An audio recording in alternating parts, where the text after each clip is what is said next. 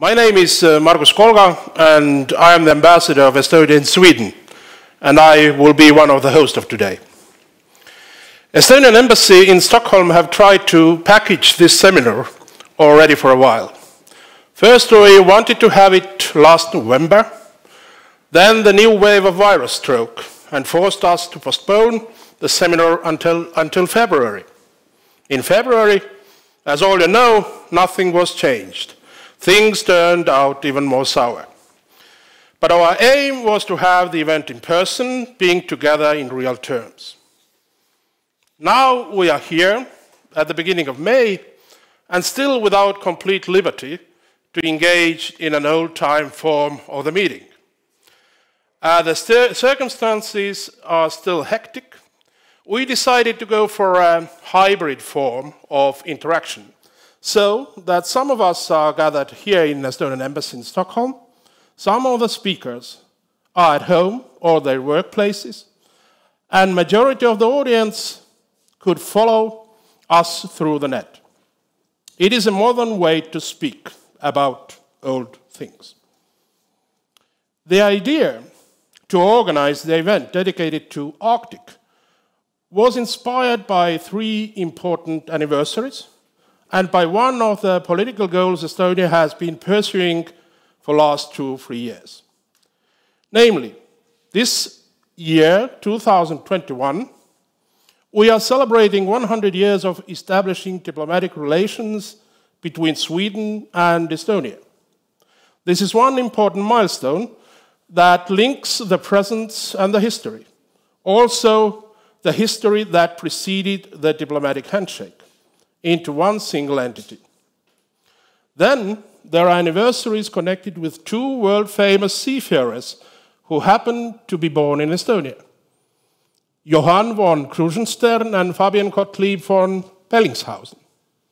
Last year, 2020, 200 years passed of the date when Bellingshausen discovered Antarctic, and 250 years passed of the birthday of Admiral Krusenstern, who at the beginning of the 19th century fared around the world.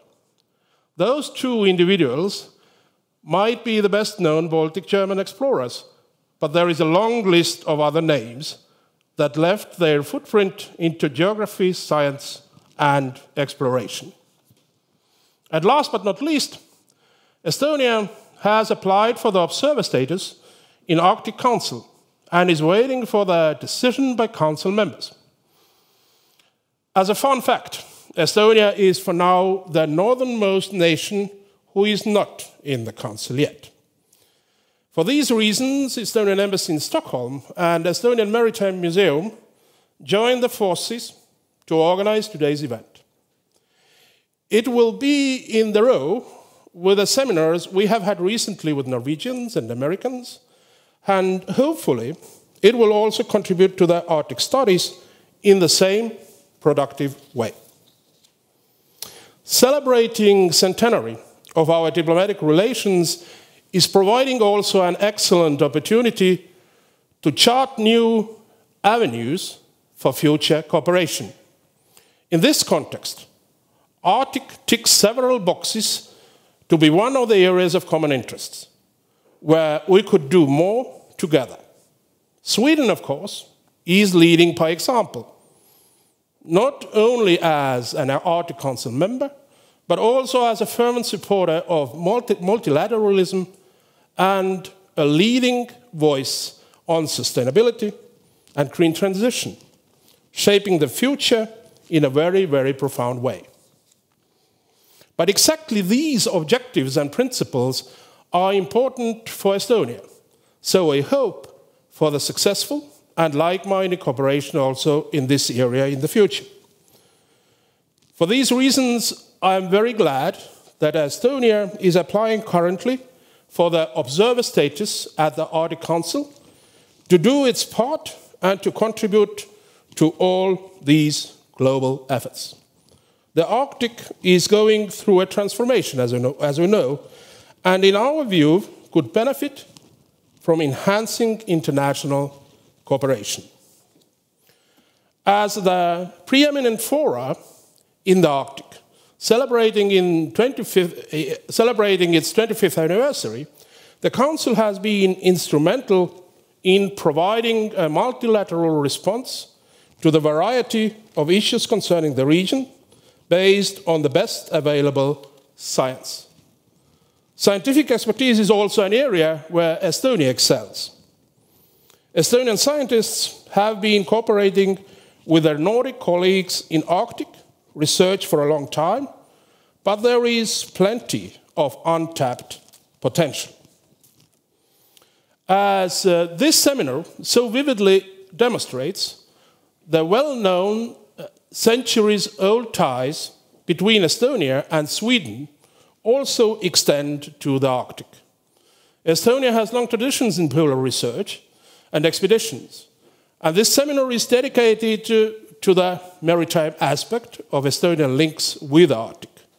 Traditions give clout to the aspiration of today. Today's seminar will consist of two parts, two panels with participation of eminent scholars from both sides of the Baltic Sea. First panel will dwell in past. It will step into history and explores the historical perspective of discoveries and research in the Arctic region. Second panel will concentrate on current realities in Arctic exploration. We intend to look at the historic events and current developments in the Arctic region, among other things, climate change and security, together by asking how past developments have influenced the present. We also would like to show the close cultural and scientific cooperation of our two countries. And last but not least, I would like to thank all our speakers of today from Estonia and Sweden for being with us, and also Estonian Maritime Museum for taking up the initiative and making this event possible. But before we start with the panels, I am happy to introduce Mr. Marko Mihkelson, Chairman of the Foreign Relations Committee of Estonian Parliament, to give you some introductory remarks on the topic. Before entering into politics, Mr. Mihkelson has worked for the biggest or largest Estonian daily Postimees as an editor-in-chief, and then he commented the current affairs in world politics with special attention to Russia. Marko is the member of the Estonian Parliament since 2003 and have held a number of prominent posts in the parliamentary committees. He is also the one who introduced the idea for Estonia to become the observer of the Arctic Council. So, without further ado, Marko, floor is yours. Thank you, Margus. Thank you, organizers, Estonian Embassy here in Stockholm, organizing this, I call very timely event. Our webinar today here is dedicated to the issues which are getting day by day more hot topic in not only in our region, in Nordic, Baltic area, but globally. As Ambassador already introduced the sort of view what is grown in Estonia regarding our interest and possible input to Arctic issues, then actually the history behind this is rather long already. So if Arctic Council celebrates 25th anniversary, then our thoughts and thinkings to join as observer state goes back already for the last 10 years. So this is very natural, of course, that with growth of importance of Arctic topics globally, and of course, namely, this is related to the issues of climate change and ever-growing interest of many countries to be involved in in Arctic issues, and it is rather obvious that Estonia, as very active, small but very active state in international affairs, who values very much multilateralism and cooperation, is working together with friends and allies and partners in order to find the ways how to find and work on those solutions which can actually enhance cooperation in Arctic issues, but also allow us to work out globally, internationally viable solutions to fight climate change, but also to use opportunities, what exploration, further exploration, scientific exploration in Arctic issues will open for us. In Estonian Parliament, we commissioned just recently a report on how Estonia could first could give our own input into Arctic cooperation, but also what kind of benefits we would get from enhancing our cooperation with Nordic countries, with members of Arctic Council, but also with international community, because Arctic issues are there to be discussed on the level of United Nations, European Union, in other international bodies. And we, in 2 weeks' time, actually, will organize public seminar where we will make this report available for everyone, and including those recommendations which this report includes. But what actually tells us is, and our analysis tells us, that if we would like to be more active partner with Sweden and other countries in the region regarding Arctic issues, we have to develop our own Arctic strategy in Estonia in order to help projects, different kind of international cooperation projects, in order to be active country in regard as future observer state of Arctic Council. As we all know, actually, the knowledge about Arctic is still limited and rather young. While the first people traveled to high north already 30,000 years ago, the international cooperation around Arctic issues started only 25 years ago, when the Arctic Council was launched in 1996. And this tells us that the countries who are, of course, in immediate connection with Arctic, but also countries like Estonia, who has direct interest to be part of this international cooperation, only now starting to realize how important it is to find not only sort of national solutions to the issues like global climate change, but also how to cooperate together. And we all understand that the countries can have different sort of viewpoints, can have different national interests here in these questions. But I think that Arctic Council and the working groups, and also in general, the topic which is so relevant to all of the countries in the world, brings us together, regardless of perhaps tensions in some other parts of the world. So if to look at what we have done so far already, is that Estonian scientists throughout last decades actually have been very active in the field of international cooperation, with a knowledge of the growing knowledge of in natural science, in polar research, but also in regard of researching or searching the topics of indigenous peoples.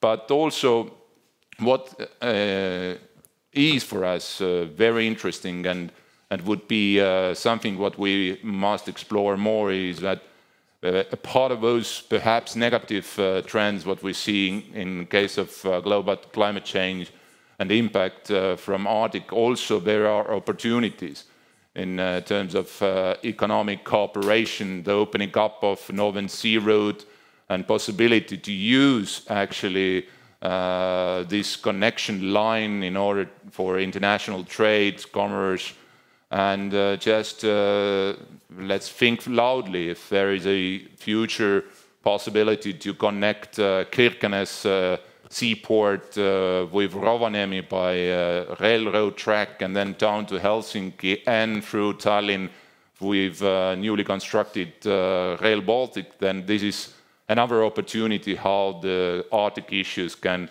also be beneficial in a way for our people.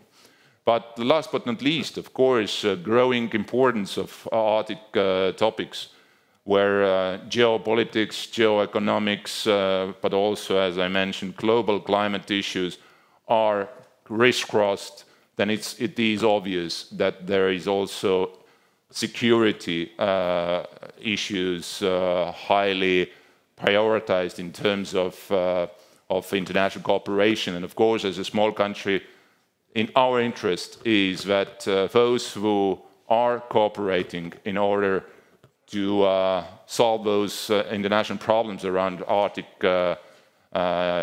topics must follow international rules and principles and play by the rules and the international law, then will, of course, create much better environment to find better solutions for those critical issues which are evolving in the Arctic. But once again, I would like to wish to all participants of today's webinar all the best and to find new opportunities for future cooperation between scientists. Thank you.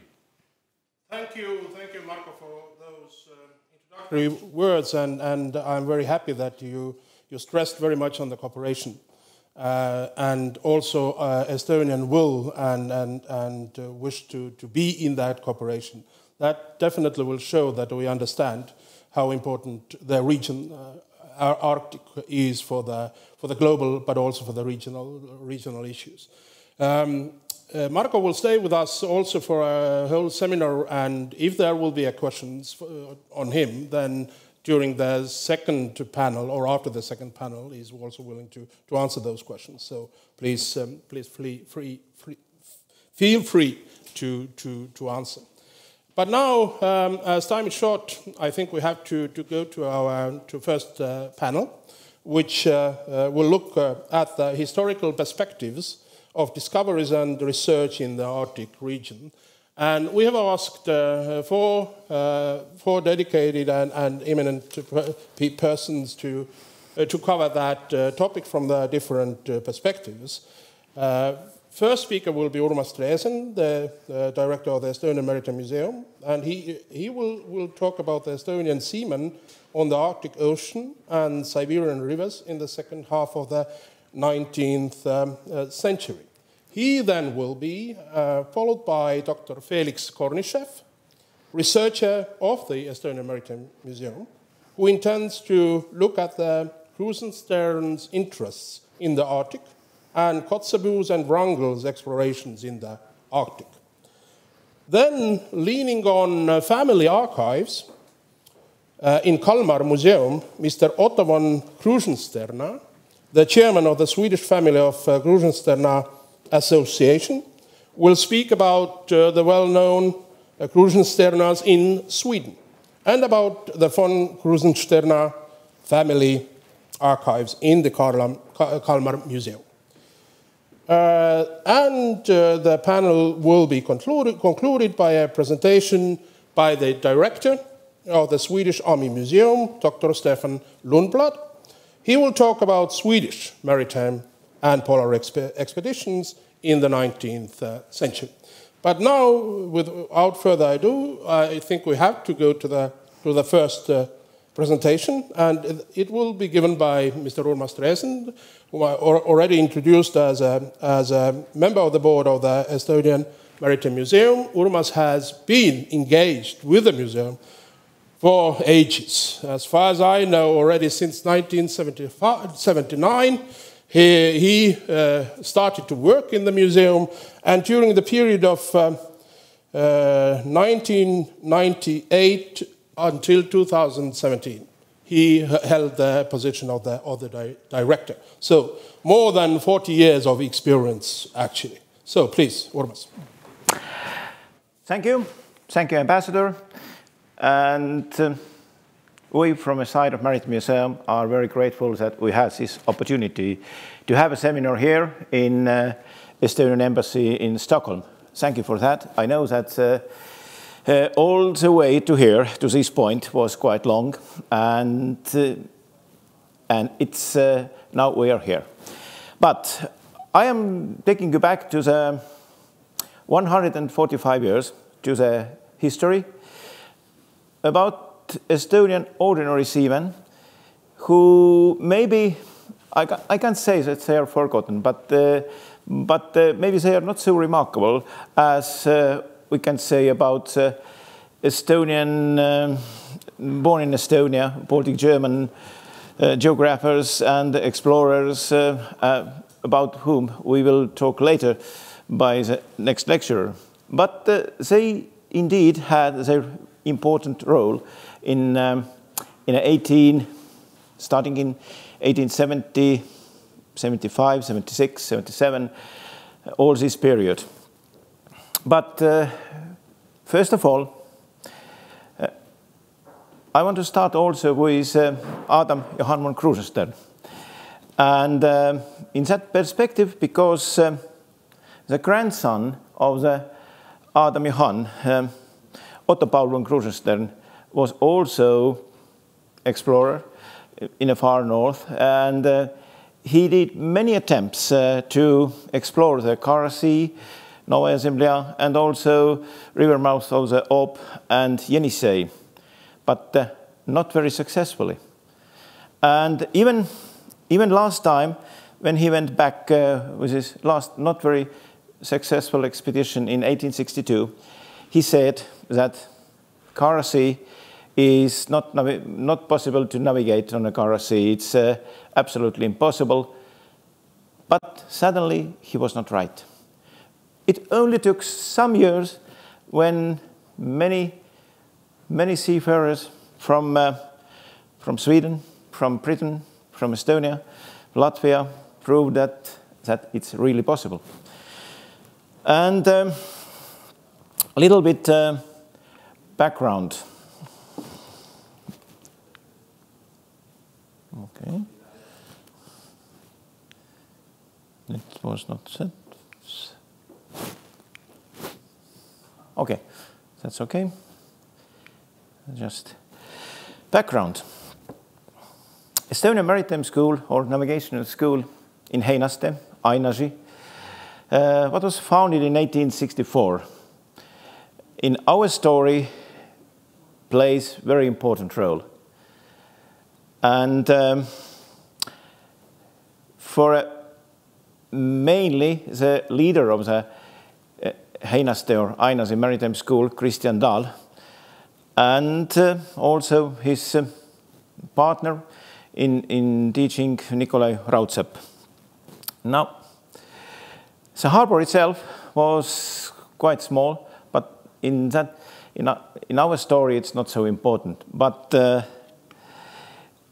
navigational school in Heinaste was to Estonia was very important because first educated and trained captains and mates, and they were just from this Heinaste Maritime School. And in 1875,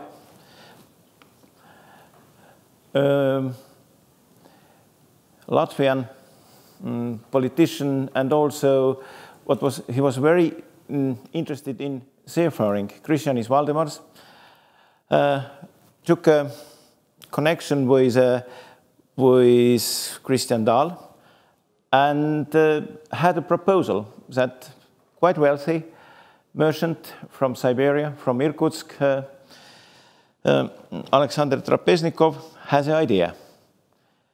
Maybe it's possible to transport the goods from Siberia, from Tyumen, from Tobolsk, via river of Ob to the Western Europe and back again.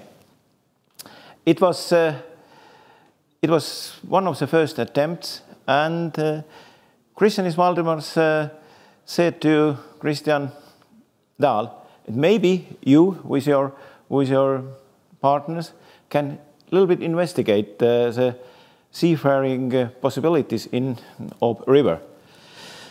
And so it happened. There is in the red is the Ob River, far away. Before it, in the same time, British captain Joseph Wiggins was also interested and supported by another Russian merchant also to investigate this route, and mainly to the Yenisei River. And he did also some first attempts, but not very successful. But he went back to Siberia, and after that was quite successful also. Now, also in this business was quite active Oscar Dixon from Gothenburg,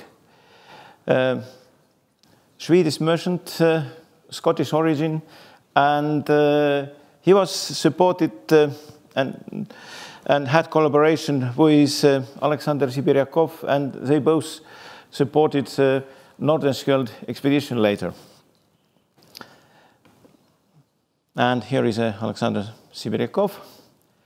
But now, in 1875, when the proposal was made by Christian Valdemars to the Christian Dahl, in springtime, by the end of the May, they started their trip from Einasti or Einasi to the Tyumen. And they started their trip exactly 145 years ago, in May.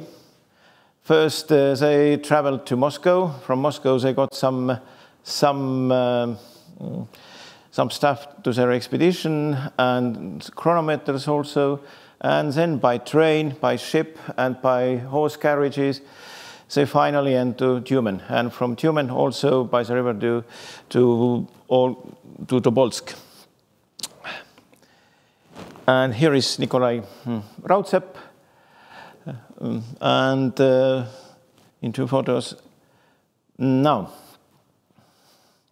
this way, of course, it was not so easy because, first of all, the group of merchants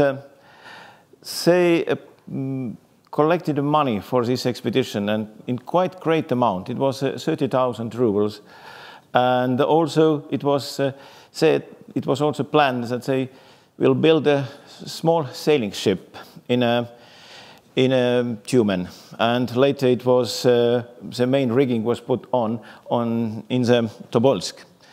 It was very small, the length about 16 meters, and some 30-35 tons. But still, it was possible to investigate the river route up to the Kara Sea. And in 1876, in July, just in the middle of July, they started their trip from Tobolsk along the river.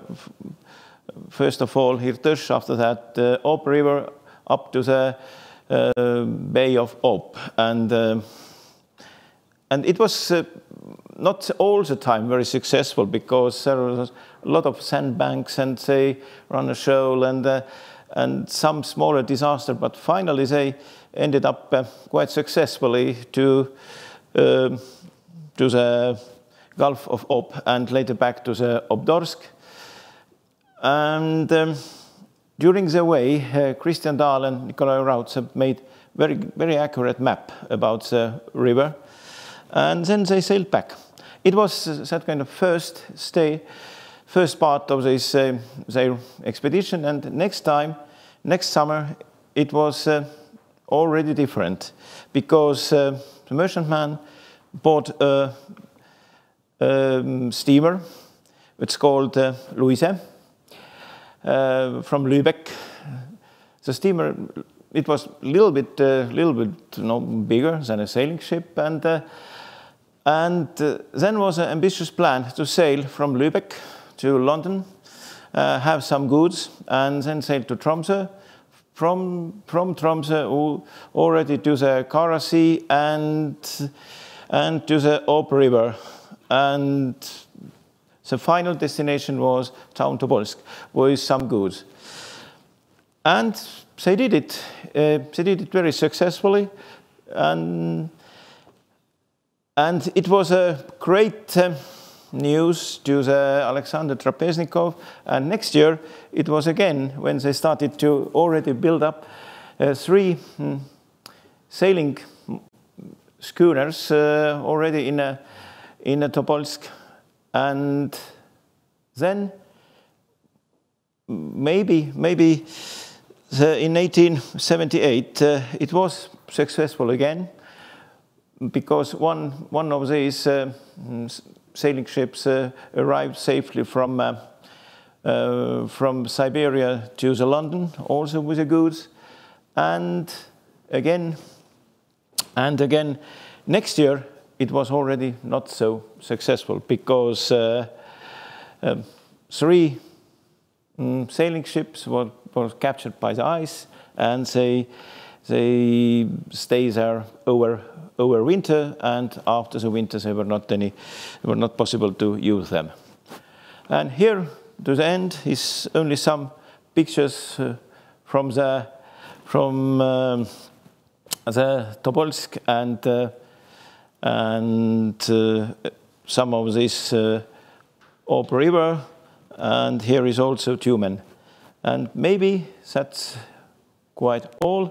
Christian Dahl ended up to Liepaja Navigational School, and to honor of the Christian Dahl in Latvia, they have now a survey vessel which is under his name. And it was quite small, historical, some years, but already I guess in more than 100 sailors just educated from Heinaste school. They had their first knowledge of how to sail in Siberia, in Arctic Ocean, and also in the rivers. And it was like ordinary seaman's practice, as it was necessary to those days, but it happened to be a little bit more great thing to remember. Already 145 years ago. Thank you. Thank you, Urmas, for those insights, and thank you for reminding us that exploration was not only the job for the aristocracy, but also common man contributed to that effort very well. But now we have to turn to our next speaker and next topic, who will be Dr. Felix Kornichev, and who now works as a researcher in the Estonian Maritime Museum, and he is also a curator on forthcoming exhibition on Adam Johann von Krusenstern and the Baltic German explorations. Felix has studied in the University of Bradford, did his master degrees in University of Tartu, and then also worked in the Albert Ludwigs Universität in Freiburg. His speciality is Baltic German explorers, especially Adam Johann von Krusenstern, and about his legacy he will talk to you today. But before I give floor to him, I simply would like to remind you that there is a possibility to ask also questions from our today's speakers, and please use WorksUp platform, which should be visible on your screens. But now I give the floor to Felix, please. Thank you, Ambassador. Dear co-presenters, dear audience, in the last centuries, the Arctic region has had significant importance in various fields such as science and economic affairs, but also international politics. Although today the region has again developed into a geopolitical hotspot, science, on the other hand, unites nations and helps humankind work towards common goals. The situation was similar 200 years ago when Ferdinand von Rangel and Friedrich Benjamin von Lütke started their expeditions to northeast Siberia and Novaya Zemlya respectively. When Fabian Gottlieb von Bellingshausen was returning from his Antarctic expedition and Adam Johan von Krusenstern was putting finishing touches on his magnum opus, the Atlas of the Pacific Ocean. Although they served the country with enormous political interests, all these men shared a common goal: desire for knowledge in the widest sense. That is why it is important to look back at their work, to remember that knowledge is our common interest as a humankind. In today's presentation, I will examine Adam Johan von Krusenstern's role and legacy in the northern polar exploration in the first half of the 19th century, when several important expeditions were sent to explore areas such as the Northwest Passage and the Arctic Ocean.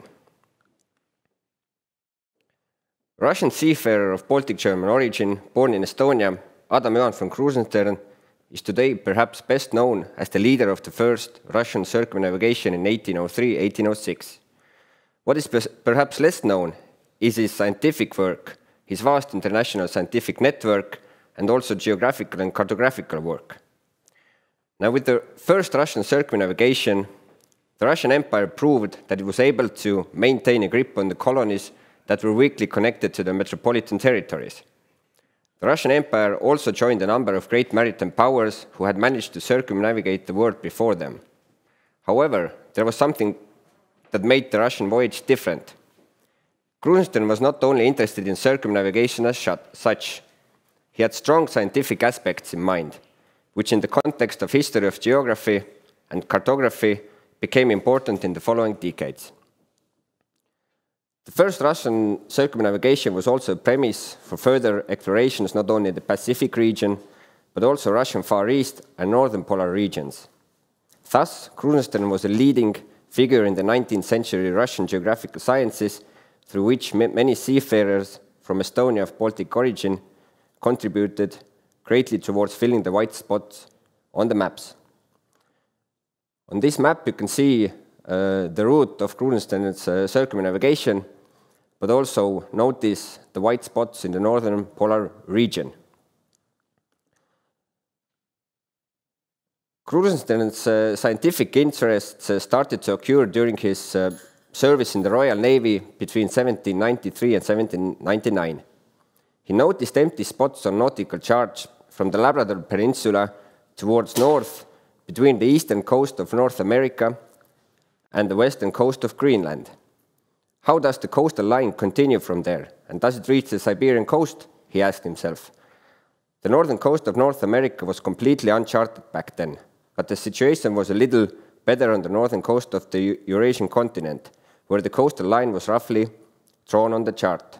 And here on this slide, you can see a map from the Russian Atlas of 1745, where you can see the northern coast of Russia roughly already drawn on the map.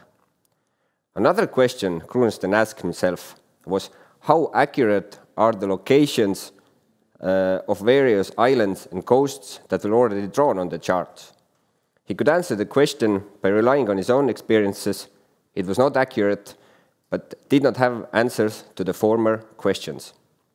It was Krusenstern who implicated that researching and exploring these areas is vital for the general knowledge of geography. Therefore, Krusenstern's successful circumnavigation led to new Russian circumnavigations, and the issue of exploring the Arctic was put on the agenda again. Just to illustrate what Krusenstern was thinking, here's a map from the Russian Atlas of 1792, where you can see that the northern coast of North America is totally blank, or another map by a British cartographer Krutfer from 1799. Also, when you look at the northern coast of North America, especially the northeastern coast towards Greenland, it's not 100% correct yet. Or Krusenstern's own world chart from 1815 that was supplemented in 1817, and you can see that there are great areas in the north that are not known yet. One of the expeditions that grew out from Krusenstern's circumnavigation was Otto von Kotzebue's Rurik expedition in 1815 to 1818. It was initiated and financed by Russian statesman Nikolai Rumyantsev, who appointed Otto von Kotzebue the expedition's leader on the proposal of Adam Johan von Krusenstern. It has been argued that the relationship between Krusenstern and Rumyantsev, as well as their networking in the organizing process of Kotzebue's expedition, stimulated further research on the global ocean's northern spaces and laid the foundations of marine science that was also admired abroad. As Rumyantsev had lost his eminence and position with Napoleon's invasion of Russia in 1812, and Krusenstern had spare time after completing his account of his circumnavigation, both had time to focus on their interests in polar exploration and research. Rumyantsev considered the support of navigators and the promotion of Russian maritime exploration to be an important personal mission. He pointed out that through their activities, the fatherland would increase both its honor and advantage.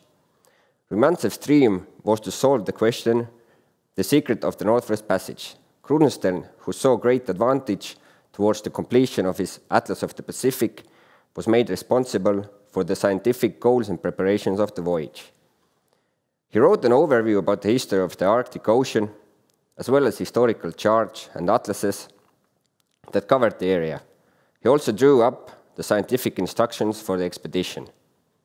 And from this collaboration, the plan for Otto von Kotzebue's Rurik expedition became a reality. Krusenstern himself was actually convinced that it was impossible to sail through the Northwest Passage, but it was important to at least try it from the viewpoint of the geography of the coastal areas of Russian America, or Alaska as we know it today. Although the Northwest Passage was not discovered, Kotzebue discovered the Kotzebue Sound, which turned out to be a bay. He named the different capes, islands, and bays of the Sound after Krusenstern and his travel companions who had made the voyage a success. Kotzebue also discovered the Diomede Islands in the Bering Strait. And here on this map, you can see Kotzebue's route in 1816, and on the upper right corner, you can see the Kotzebue Sound with its new discoveries. In the context of this expedition, it is also worth mentioning that Krusenstern traveled to London in 1814 and 1815 to prepare for this expedition. He managed to organize supplies for the expedition, but perhaps more important was his intense collaboration with the British maritime and scientific figures. Kotzebue's expedition also inspired the British to explore further the question of Northwest Passage in 1818. This brings us to the next aspect of Krusenstern's legacy. It is important to mention that Krusenstern had a wide international network, especially with various British figures. He stayed in regular contact with seafarer James Burney, who had sailed with James Cook, and the Secretary of the British Admiralty, John Barrow, but also the leader of the first new British expedition to explore the Northwest Passage, Sir John Ross, giving them information about Russian exploration in the northern polar regions. James Burney, for example, was a devout believer in the fact that Asia and America are connected somehow, and their correspondence covered this topic many times. For example, James Burney wrote to Krusenstern in March 1820 that he was fascinated by the preparations of Rangel's Coloma expedition. John Barrow, on the other hand, asked Krusenstern for help in preparing the British expeditions in order to explore the possibility of the Northwest Passage. And in 1818, after Kotzebue's expedition, Krusenstern sent him the details of Kotzebue's Rurik expedition, thus making him the main man between mediating the Russian and British geographical sciences. During the next years, Krusenstern was involved in preparing different research projects, which had the goals to explore the Northeast and Northwest passages, but also reaching the North and South poles. Also, one important figure to mention here is a Swiss astronomer, Johann Caspar Horner, who traveled with Krusenstern during the first circumnavigation, who became a close friend of Krusenstern and also drew up astronomical instructions for Kotzebue's expedition. And one other expedition that is important to mention here is Ferdinand von Rangel's Coloma expedition that took part in 1820 until 1824. It was aimed at exploring the coastal region of northeast Siberia, east of Kalmar River, up to Cape Schmidt, studying the hypothesis of several British scientists about the existence of an isthmus located on the coast of northeast Siberia, which presumably connected Asia with America. This expedition was extraordinary in that sense that the mariners used dog sleighs instead of ships for exploration, as this was the only way to venture out on the sea ice. Rangel proved with these trips that there was no land connection between Asia and America, and that America was not located right next to the Siberian coast. Rangel drew a presumed land on his map, which was allegedly visible north from Cape Yakan on clear summer days. This is an island now named after Rangel. But before the expedition, Rangel had traveled to Estonia where he met Krusenstern, who had suggested that Rangel should accept the chance to become the leader of the Coloma expedition. Krusenstern also wrote recommendation letters for him, which Rangel took to the University of Tartu in Estonia in order to learn more about the scientific work needed to be done during the expedition. Therefore, it is also likely that Krusenstern helped in preparing the scientific aspects of the expedition. Krusenstern also influenced another Baltic German scientists, Karl Lenz von Baer, for example, who took great interest in the physical geography of the Arctic from the 1820s. By then, several Russian expedition plans were made to the polar regions. Baer had met Krusenstern in 1819, and it was suggested that Baer should take part of Rangel's Coloma expedition. Although Baer decided not to take part of the expeditions due to personal reasons, it shows how involved Krusenstern was in preparation of such expeditions. In addition to helping and preparing expeditions led by other Baltic Germans, Krusenstern was also the scientific connection between them and the University of Tartu, from where he helped find scientists to take part of the expeditions. Also, he wrote several scientific articles about these expeditions in Russia, Great Britain, Germany, and France.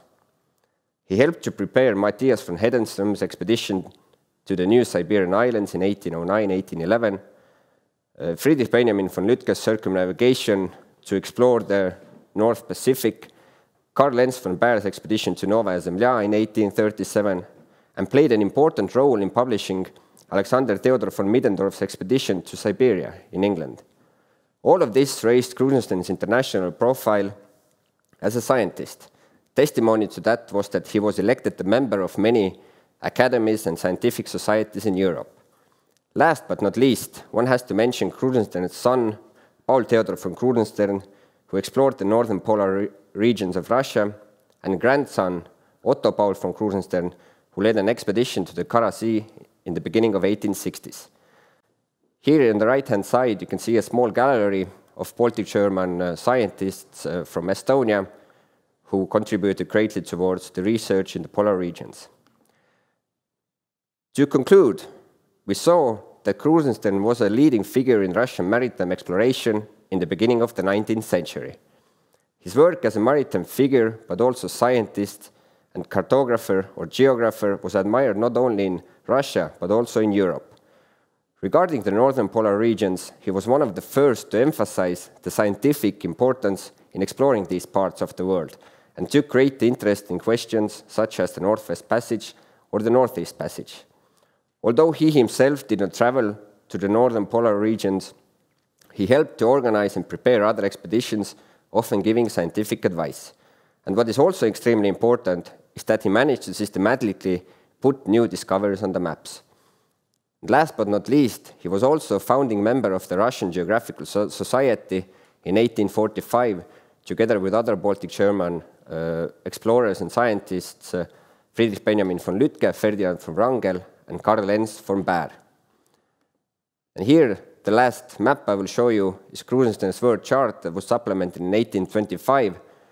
And if you remember the first chart I showed you? This one shows that the northern polar regions are already more accurate because he had put Lütke's expedition, Rangel's expedition, and Kotzebue's expedition on the map. Thank you. Thank you, Felix, for that presentation, and thank you for showing importance of the leadership as such. That if there is a leader who can inspire the others, then quite a lot of things can be done. And of course, in respect of Krusenstern, we see that vividly. Now, we will have a small change in our agenda. Those who have seen the agenda of today have taken notice that this topic, the first panel, should have been lead in by Professor Hein Rebas, but as we didn't have a good contact or link with him at the beginning, then we had to start with Urmas Dresen, but now we have a contact with Professor Hein Rebas re-established, and he can give his introductory remarks to the topic right now. But to introduce Hein, Professor Hein Rebas, he's a long-serving historian, born in Tallinn, but educated and graduated in Gothenburg. He has worked as a chair of the Nordic history at the University of Kiel for 28 years, since 1980 to 2008. And he has also been a visiting professor at the University of Toronto and at the University of Tartu. He has also pursued some political career. He was a member of the Estonian Congress and Constitutional Assembly when Estonia was regaining its independence. And he also took up the challenge to serve as a Minister of Defense at the period of 92 and 93, which was really a challenging effort. Hein is also a very active member of Estonian community in Göteborg or in Gothenburg, and also in wider Sweden. But Hein, floor is yours. Hopefully you hear us and we will also hear you. Thanks. Ladies and gentlemen, old friends, I'm first of all sorry for the technical inconvenience, but I will give you some general introductory remarks to this seminar. I wanted to start the whole thing with my remarks, but now I will come in where it suits you all. And my topic is the remarks on the Russian early 19th century exploratory background. So I will step back in the history from the deliberations you heard before. Go back to the year 1800. Europe had been drawn into the Napoleonic Wars, and Russia's Tsar Paul I still had some months to live before his assassination. The Tsar's influential Grand Marshal of the court was Count Fyodor Rostopchin, an army general, later distinguished as Moscow's unhappy defender against Napoleon. At a meeting of the Russian Foreign Policy Committee in 1800, Count Rostopchin stood up, proclaimed prophetically that Imperial Russia will become the Hercules of international politics. Hercules. Therefore, he added, Russian sea power should be established in new oceans far beyond the neighboring Baltic Sea. Like everything else in early modern Russian history, the building of a merchant fleet and a navy started with Tsar Peter I, who reigned a century before Paul. The following Russian 18th century expansion on the European continent and the systematic developing of Peter's Baltic Sea Navy are well documented. Then already Russian Cossack agents like famous Yermak and others had penetrated the Eurasian continent with its great rivers through to the Pacific Ocean and claimed the territories for the crown. Also in the far north, Russians partly explored the Barents Sea, the Kara Sea, the Laptev Sea, and even the Ice Siberian Sea, as we even heard, including the islands. And then in the mid-18th century, great leaders and scholars like Vitus Bering and Mikhail Lomonosov, supported by the new Russian Academy of Sciences, spent decades gathering, sorting out, and presenting facts about everything: faraway waters, coasts, passages, skerries, islands, their inhabitants, flora, fauna, and minerals. Around 1790, the Russian Baltic Navy prevailed in decisive battles with the revengeful Swedes. In 1788, the attacking Swedish Navy failed to break the Russian defense line at the island of Hågland in the middle of the Gulf of Finland. Another Swedish attempt, 1790, outside Kronstadt, which actually was the last great sailing ships line-to-line battle in the Baltic Sea, ended in a draw, and the war ended in status quo, the point of which is that from the end of the 18th century, the Russian Baltic fleet indisputably was biggest and strongest in the Baltic Sea. Furthermore, after having finally devoured continental Poland and Lithuania in the 1790s, and after having established herself in the Black Sea and the Mediterranean, Imperial Russia had become an important player around 1800, not only at sea, but also in European top politics. One can easily assume that the drive to find new continents and markets and straits and passages, like the British had done for centuries already, by sailing even further north and pushing through an imagined northeast passage to reach the riches of China and India directly, was by then entrenched in the Petersburg court and its admiralty. It is tempting to compare Rostopchin's proclamation and implicit urging of the forces in 1800 with the American naval historian Alfred Thayer Mahan's thesis almost 100 years later in 1890. Mahan strongly highlighted the decisive role of the Royal British Navy in creating, forming, and maintaining the British Empire. Spoiler alert: without sea power, no world hegemony. In fact, Mahan's work became a naval strategy Bible for imperialistic professionals all over the world. It strongly influenced politicians and naval theoreticians in England, USA, in Germany, just think of Tirpitz and Kiel, and also Japan, the Battle of Tsushima in 1905. There we are. And I wouldn't doubt that even Soviet Admiral Sergei Gorshkov, who from the end of the 1950s developed the enormous nuclear Soviet Northern Fleet in Severomorsk, was a later scholar of this Mahan. I repeat, without sea power, no world hegemony. Rostopchin, of course, knew nothing about Mahan, but he seems to have been capable of independent observation and reflection. Just like Mahan, he had the record of the British Royal Navy and its symbiosis with the British Empire more or less before his eyes. And if he really needed a prototype, a role model for his naval thinking, he could always have resorted to Peter I, the founder of everything Russian. Peter is quoted to have said, "A ruler that has but an army has one arm, but he who has a navy has both." Our Count Rostopchin did not need Mahan to understand macro politics and where to proceed with Russia. It is hard not to be reminded of this optimistic Count Rostopchin when considering Adam Johann von Krusenstern's 3-year-long voyage around the world, 1803 to 6, as we heard, Russia's first circumnavigation. Krusenstern was commissioned to establish diplomatic relations with Japan and coastal Chinese powers, and of course to collect geographic data and, off the record, I would think, to pursue qualified reconnaissance and, of course, thereby to enhance the glory of his imperial patria, shortly to establish Russia among the world's elite in navigation. During his long voyage, Krusenstern's young landsman, Fabian Gottlieb von Bellingshausen, born on Hohen-Eichen or the Pilgose Manor on the west coast of Estonian island Saaremaa or Ösel, served as Krusenstern's chief cartographer. We will hear much more about Bellingshausen later. Krusenstern himself was born on the Hagudi Manor between Tallinn and Rapla, it's northern Estonia. He spent his later years in his manor at sea, where he also died. He's buried together in the title.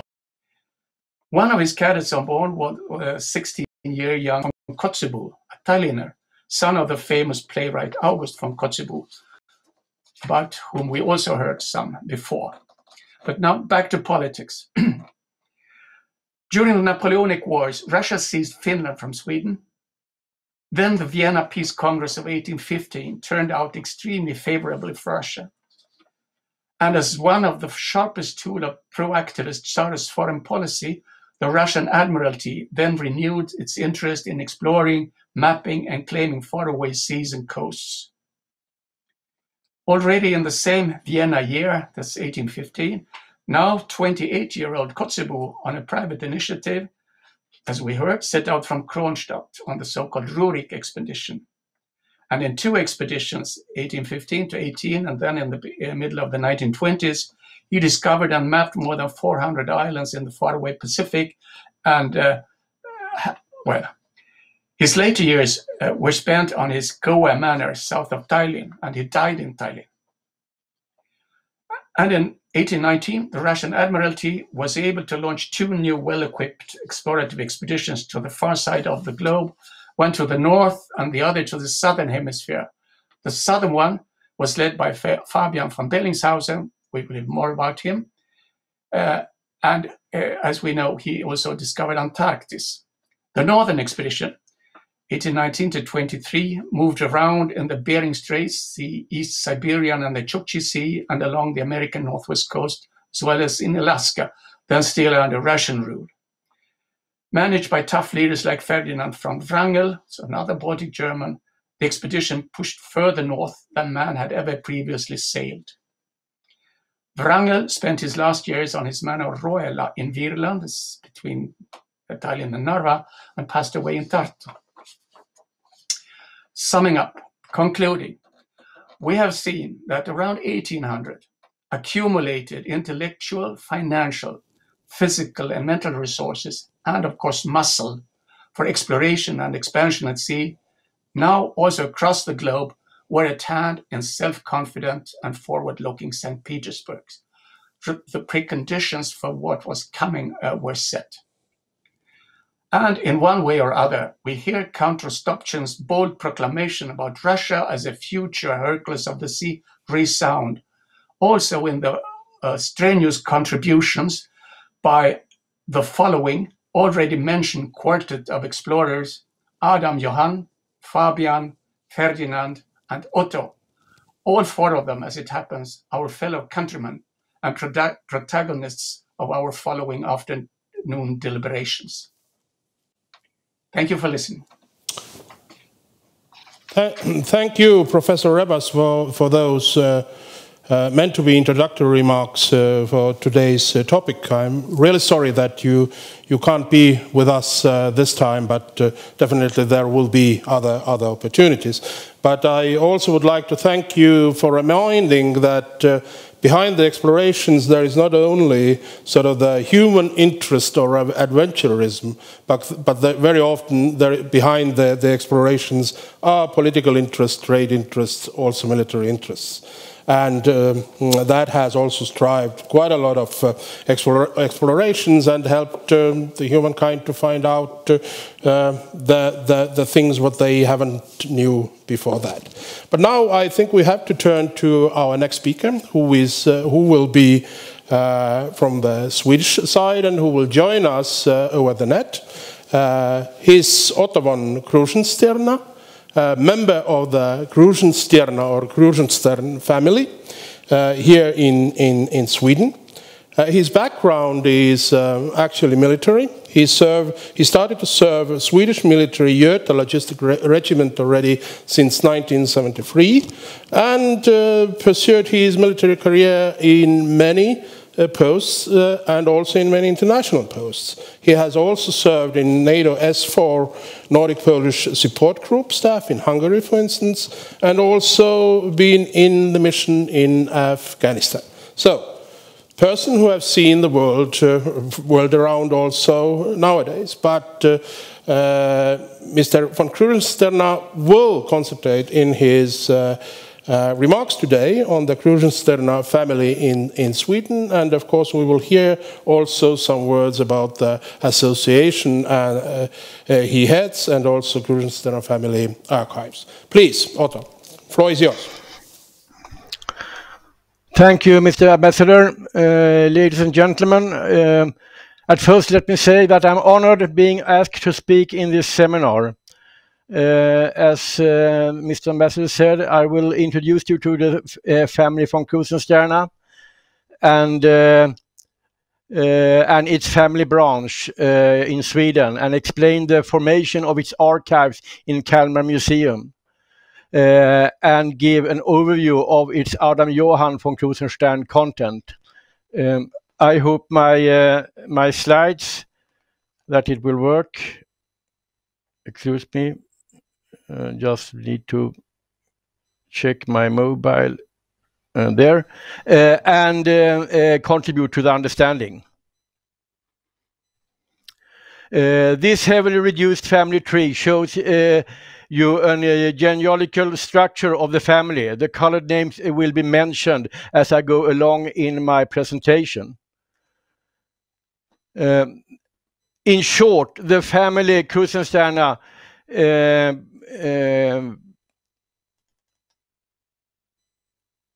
consists of an older original branch and two younger adopted branches, the two latter illustrated with a blue dotted frame. The older original family branch is later branched into the older Estonian branch and the younger Swedish branch. The family's domicile, as you know, was mainly in Estonia until 1714, where the later ancestor of the younger Swedish branch, Maurits Adolf Krusenstjerna, moved to Sweden. And the younger so-called adopted lineages occurred in the beginning of the 1800s, when two sons of Johanna Maria Krusenstjerna, the older son, Navy Lieutenant Colonel, later Rear Admiral, and Commander in Karlskrona, Maurits Peter Gramén, and his younger brother, the Navy Captain Fredrik Wilhelm Gramén. They were both ennobled on own merits in 1801 and 1803, and genealogically adopted, as we say, into the mother's maiden family von Krusenstjerna in the Swedish House of Nobility.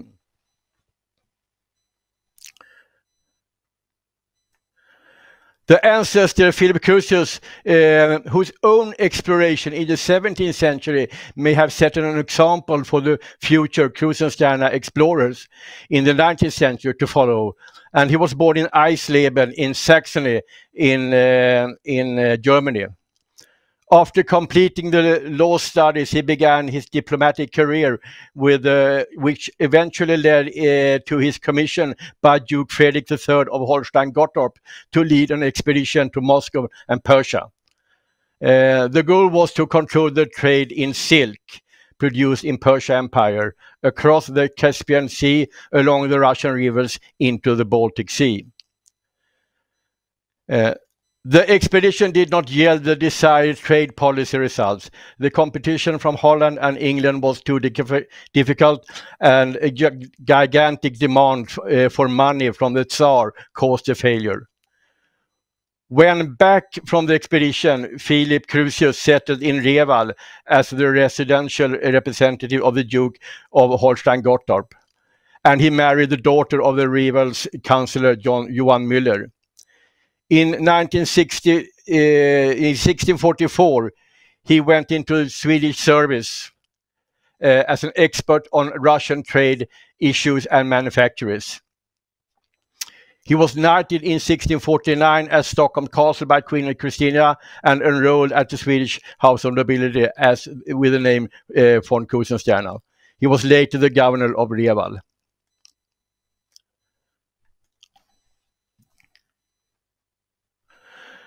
The Swedish branch emerged when the grandson of the ancestor, Adolf Fredrik, at the time colonel and commander of the Viborg regiment, fell at the Swedish-Russian battle at Kostya River in Pelkele in October 1713. When his widow died just 3 months later, the grandmother of the orphaned children took them and escaped from a war-torn Finland and Estonia to Sweden, where she had relatives. After the peace agreement in Nystad 1721, she returned with the 3 surviving grandchildren to Estonia to join her oldest son Evert Philip, who had returned from 18 years captivity in Russia in their ancestral estate Hagodi, south of Reval. Left in Sweden was the oldest of the siblings, Maurits Adolf. The portrait is shown, as at that time was 14 years old, and who had begun a military service in the Swedish Navy and was therefore, as they say, considered to be able to provide for himself. Quite extraordinary, 14 years old. In this way, the Swedish branch arose with Maurits Adolf as ancestor. He would end his career as an admiral and commander in the naval station Karlskrona in southern Sweden.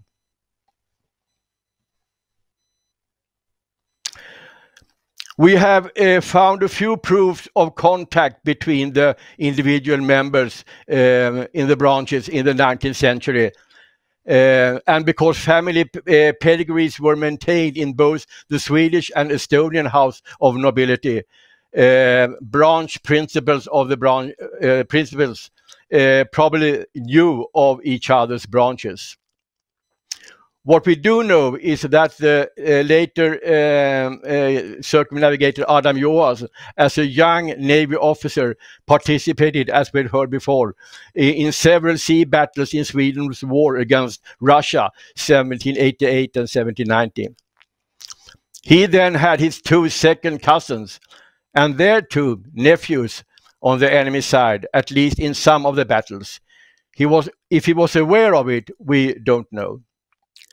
At one battle, the outbreak of the Swedish fleet from Gulf Viborg, a very famous one in the Swedish naval history, in 1790, Adam Johan even distinguished himself and got the glorious mission to retrieve the flag from the defeated Swedish admiral ship Sofia Magdalena.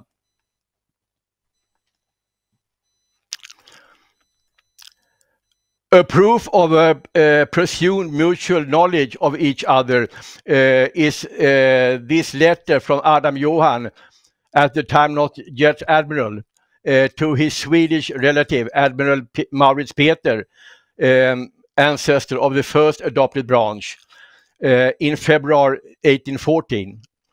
In the letter, Adam Johan asked his Swedish relative if the 3rd volume of his work, which Adam Johan had sent to Maurits Peter with a Lithuanian gentleman, had arrived, which it apparently had, because it's now owned by a great-grandson here in Sweden.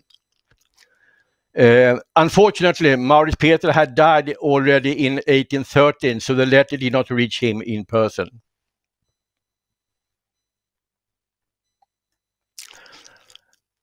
Given the topic of the seminar, I felt I must mention one of the Swedish family in this context, the Navy officer Gerhard Krusenstjerna, who perhaps has earned a place among the more prominent family explorers in the 19th century.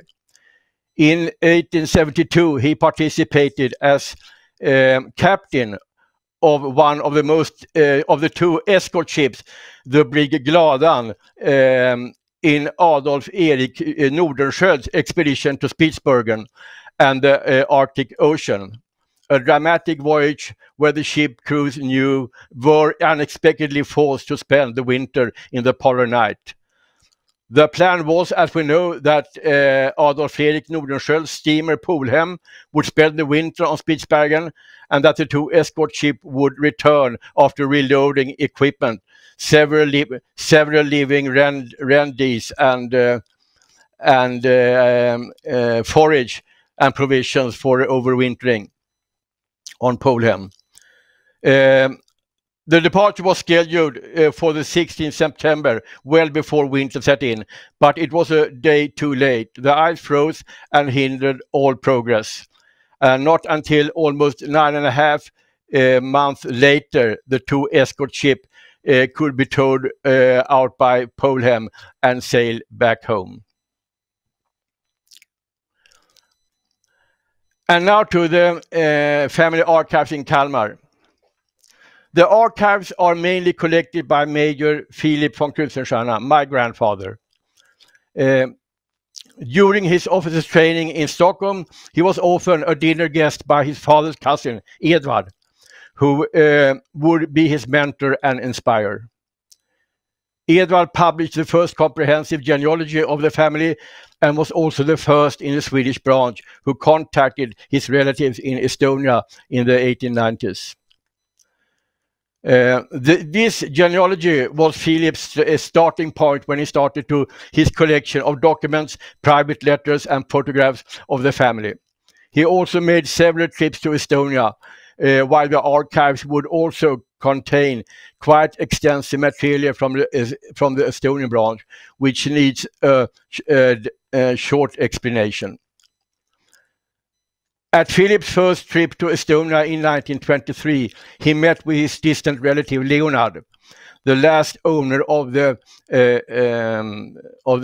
Hagudi estate, and saw in Leonard's home the extensive so-called Kiltsi archives, or AS in German, AS archives. Leonard had saved this archive when Kiltsi in 1911 was sold by the circumnavigator Adam Johan's granddaughter to a Baron Yxkull Gyldenbrand. At the time of the sale, the granddaughter, who lived in Poland for many years, neither was she aware of the castle was like a closed museum, including in the middle of a scattered attic, knee-deep layer of documents with what a family history says, shimmering of seals and stamps. The new owner thought he could not manage this and handed over most of the movables to the Estonian House of Nobility, who in turn handed over a large part of it to the St. Petersburg Marine Museum. But all the documents was handed over to Leonard. When Philip, the founder of the archives, at his visit in Leonard's home, saw this huge Kiltsi archive, he suggested that this should actually be collected in Philip's large family archive in Sweden. This proposal appealed to Leonard, as he felt partially burdened by the archive. He informed Philip on his intention to eventually hand over everything to him. He would only consult his relatives first. However, immediately he gave Philip some large packages of letters and documents. And so it happened that the material from Kiltsi archive began to be transferred to Sweden.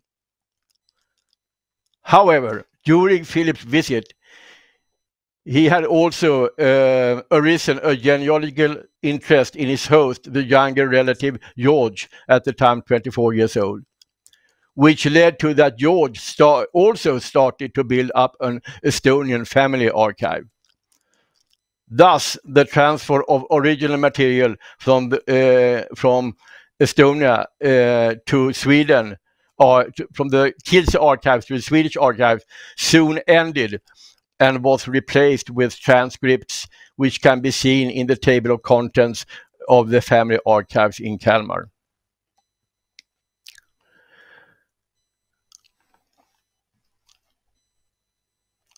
From the beginning until 1982, the archive was private property, so to say, and located in Philip's private home. After his death in 1938 and his wife's death in 1956, the archives were overtaken by their 7 children and moved to one of the sons' private home at Augusta Estate, south of Stockholm. And this new this son was my father. The work on cataloging and more efficient storage during this time from the mid-50s and forth continued, but also the mutual exchange of the information and documents between the Estonian branch and who were now living in Germany. The connection has been taken up between the branches after the Second World War. After several years of consideration and how to ensure the survival and management of the archive for the next generation, the choice fell on town Kalmar at the Baltic Sea in southeastern corner of Sweden.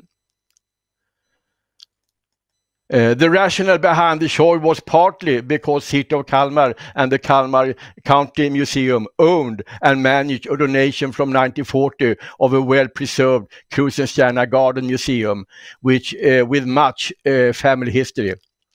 And partly that several of the owners had summer place in the nearby island Öland, were thus judged to be able to visit and work in the archive on a relatively regular basis. In 1982, Kalmar County Museum accepted the offer of the donation of the archives, and in 1991, the archives could finally be relocated from Augusta Estate after that the reserved archive spaces had become available in the museum. When the Swedish Family Association was formed in 1987, the statute of the association would have a paragraph stating that one of the association's important purposes was to work for the Krusenstjerna archives preservation and development.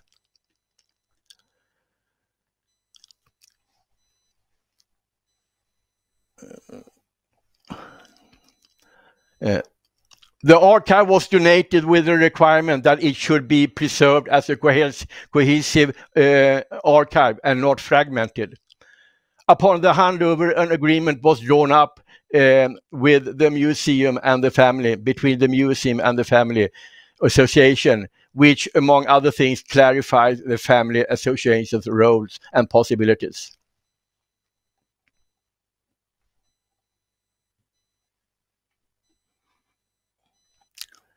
In 1963, the Krusenstjerna archives was visited by the Royal War Archives when the archives was still in my parents' home.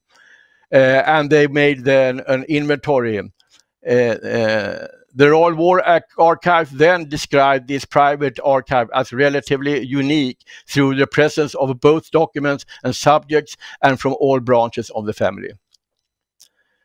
At the handover in 1991, the archive was accompanied by a typewritten table of contents of almost 600 DIN A4 pages.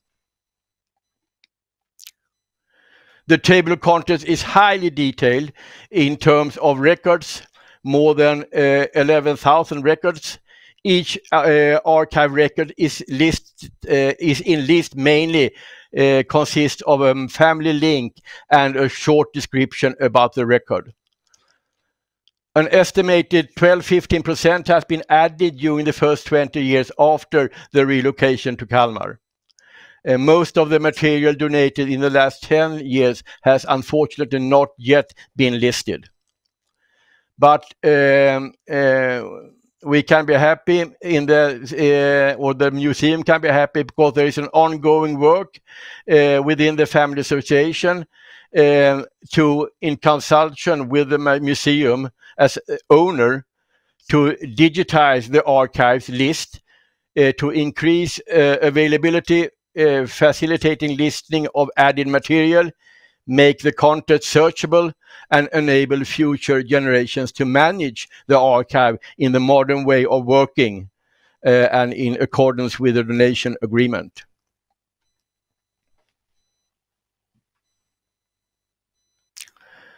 Due to the pandemic, I have not been able to on-site go through all the Adam Johan material prior to this seminar.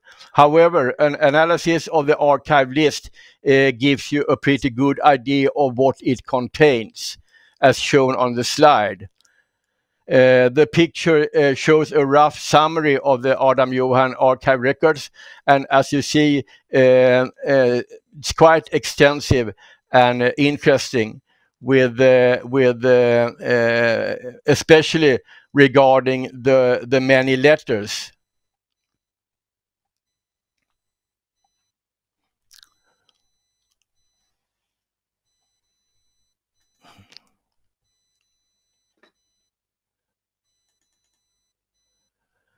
This final slide shows the principal layout of the original typewriter register, which it took my father almost 10 years to complete, and which is now being digitized.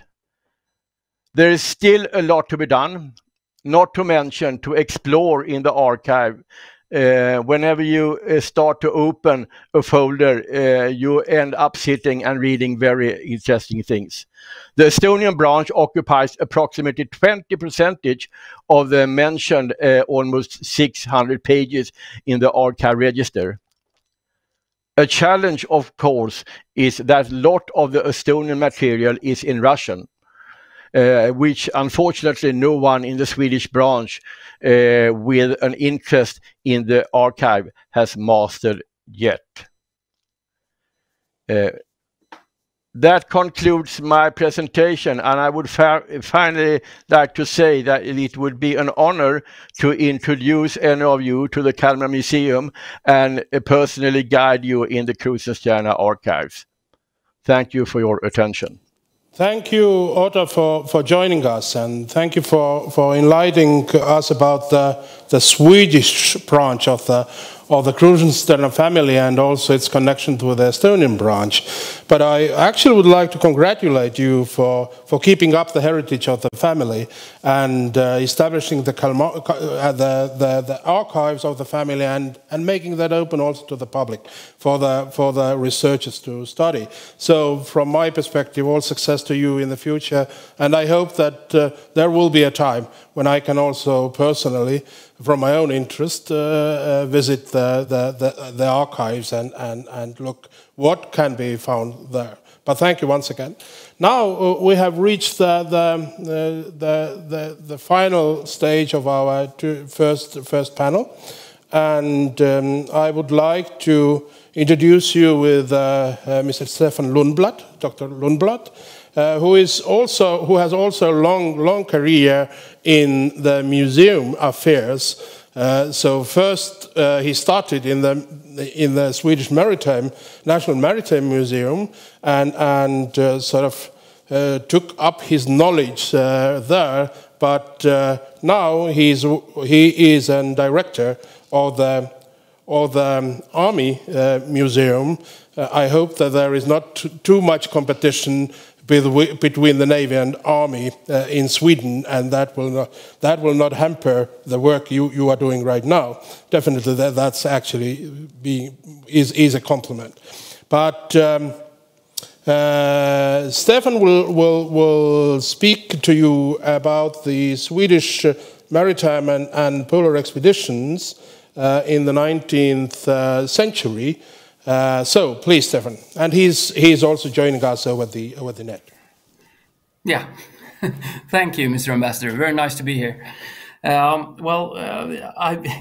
brought with me my sea legs over to the military, to the Green Branch, and we're cooperating just perfectly. I'm going to be talking a little bit about the polar exploration in the 19th century. I'm going to focus mostly on one expedition and use that as a bit of a starting point, but also touch on a few other ones as well. The first thing I'm going to show you is these two gentlemen, rather young gentlemen. This is Alfred Björling and Ewald Kalstenius. Alfred is 21 and Ewald Kalstenius 24. These pictures was taken around 1890.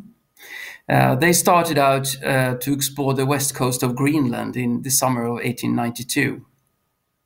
And their expedition is actually called usually the Forgotten Swedish Expedition, even though it's not forgotten at all, but still it's the common name of it. The thought of their expedition was to do zoological and botanical studies in unexplored areas, Ellesmere Island mainly. If you look at the Alfred Björling, he had done 2 expeditions before, one on his own to Greenland, but had otherwise very little experience of the Arctic. When it comes to Ewald Kallstenius, this was his first trip. It was the first time he went to the Arctic at all. They went to Newfoundland to try to get a ship to take them to Ellesmere Island, but realized rather quickly that it was difficult. So after a while, they bought a ship called Ripple. But it also turned out very difficult to find able hands to man the ship, mainly because it was rather obvious that both of them were inexperienced. The plans they had were dangerous and rather adventurous, and also the state of the ship, Ripple, wasn't too good. So any able seaman would actually think twice before they went on that ship. But they finally found 4 crewmen, and they also left for Ellesmere Island in the summer of 1892. This is actually one of approximately 25 expeditions from Sweden from the mid-19th century to the First World War. And often these expeditions were made in collaboration with other countries. For example, in 1837, Sven Lovén, a zoologist, did participate in a Norwegian expedition. And together with his colleague Otto Torell, they launched what is called the Glacier Theory, that the northern hemisphere was covered in ice earlier. But the polar expeditions at this time was actually a part of, let's call it an imperialistic ambitions of different states, of Sweden as well. It was not in search for colonies or something like that, as the Great Britain and France, stuff like that, but they were actually out for economic and scientific reasons, and of course also military reasons. And often the expedition had 2 clear defined parts. One scientific part, which conducted of finding different natural resources and explore them.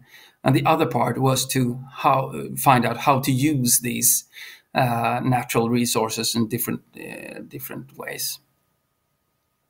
But there were also a clear nationalistic aspect. But it also had, for the science to be a part of this nationalistic image, it had to be modern and in the forefront to show that the nation was really developed. And so they had to use the latest technology, they had to use the latest apparatus, and to be modern. And the polar expeditions were very much defined by exactly that. This picture, let's see if we can get it here. Yep. This picture is of another very, very famous polar expedition. This is the André expedition. This is Solomon August André or Knut Frankel, which is viewed in the picture on my right, on the crashed balloon. And also it's Nils Strindberg who's taken the photograph. The balloon is called the Eagle, and the technology they used was actually very much in the forefront, very, very modern. They used this hydrogen balloon to fly over the North Pole. That was the aim of this exploration. But as you can see, it clearly failed. After 2 days, this balloon crashed into the Arctic below. And you can also see all of these photographs, how they managed nature and tried to get back to safety. Unfortunately, they never did that.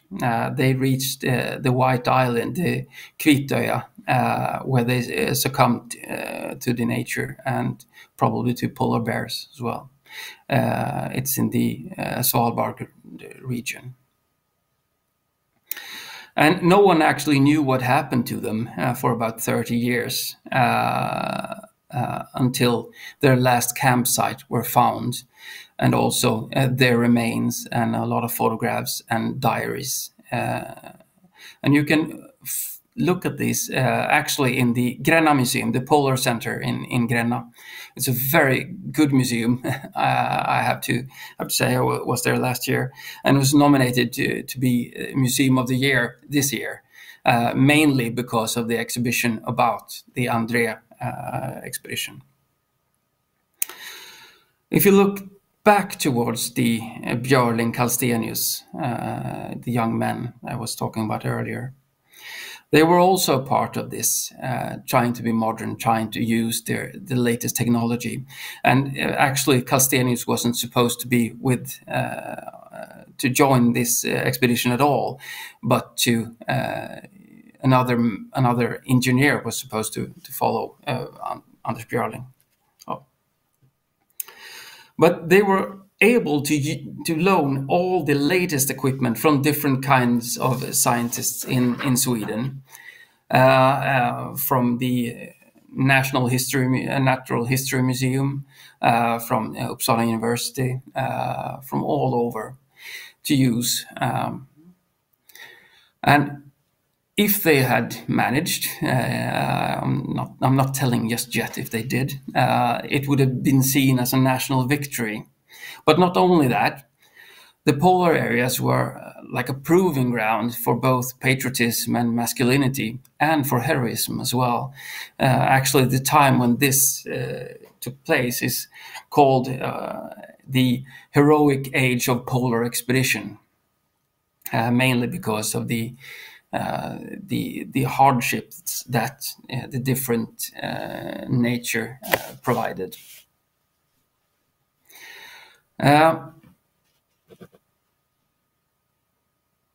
During the 19th century, you can see a development to a more professional science, actually, and you can also follow this in the papers, because the papers of this time were very keen on depicting and showing and telling the stories of all the polar expeditions that were being made. And you can see that it becomes more professionalized, the scientific part of it.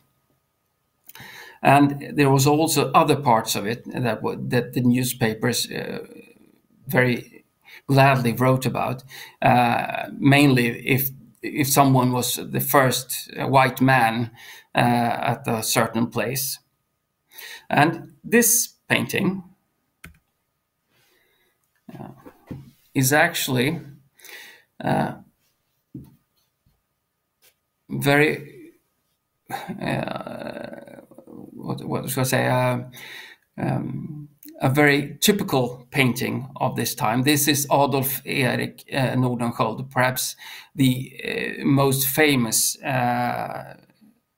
explorer, Swedish explorer of this time. And also in the background you can see his ship Vega. You can see that he, in this picture, is depicted as a hero and a conqueror of the nature. He was actually the first one who went through the Northeast Passage. And to be depicted as a hero was at the utmost importance of the researcher, the polar researcher of this time. It meant new and more possibilities for future funding. And you can also see in the end of the 19th century that the image of the polar explorer in Sweden went even more towards the heroic image. It was more and more important for the people. And you can also see if you look at André, the crashed balloon that I was showing you just a minute ago, when he was talking about and trying to sell trying to get funding for his expedition, you can clearly see that he is focusing very much on these heroic and nationalistic ambitions. For example, when he presents his suggestion for this balloon expedition, he says, "We have among us an experienced men and also young and determined men for whom these trips are of no effort at all." And this is also something that Nordenskjöld points out. He actually points out very specifically to the Swedish men and Swedish people, saying that they are made for these polar expeditions.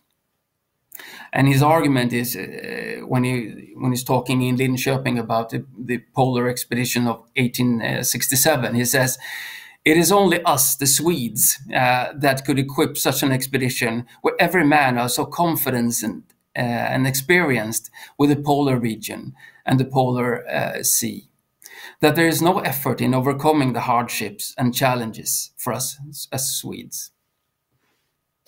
And this is another part of the polar expeditions of these times. It's very much foremost of his own expedition. This is one of the most influential expeditions that he's making in 1878 and 1879 with the Vega ship that you can see in the background here. This is actually a picture of him returning to Stockholm and the celebrations that were taking place. You can actually see this is the Royal Palace, and you can see on it also says the name Vega in the middle of the ship, of the middle of the palace. This expedition, as I said, is the most important one during the 19th century, perhaps not because of the scientific results of it, but because of the impact it had on the scientific area of Sweden, of the scientists of Sweden, of the future polar expedition that was being made. It actually started out in June 22nd of 1878 in Karlskrona as well, and ended 2 years later when it returned to Stockholm in April. By then they had reached and gone through the Northeast Passage, a passage that people have been trying to conquer since the 16th century and never had done. So Nordenskjöld was actually the first one through.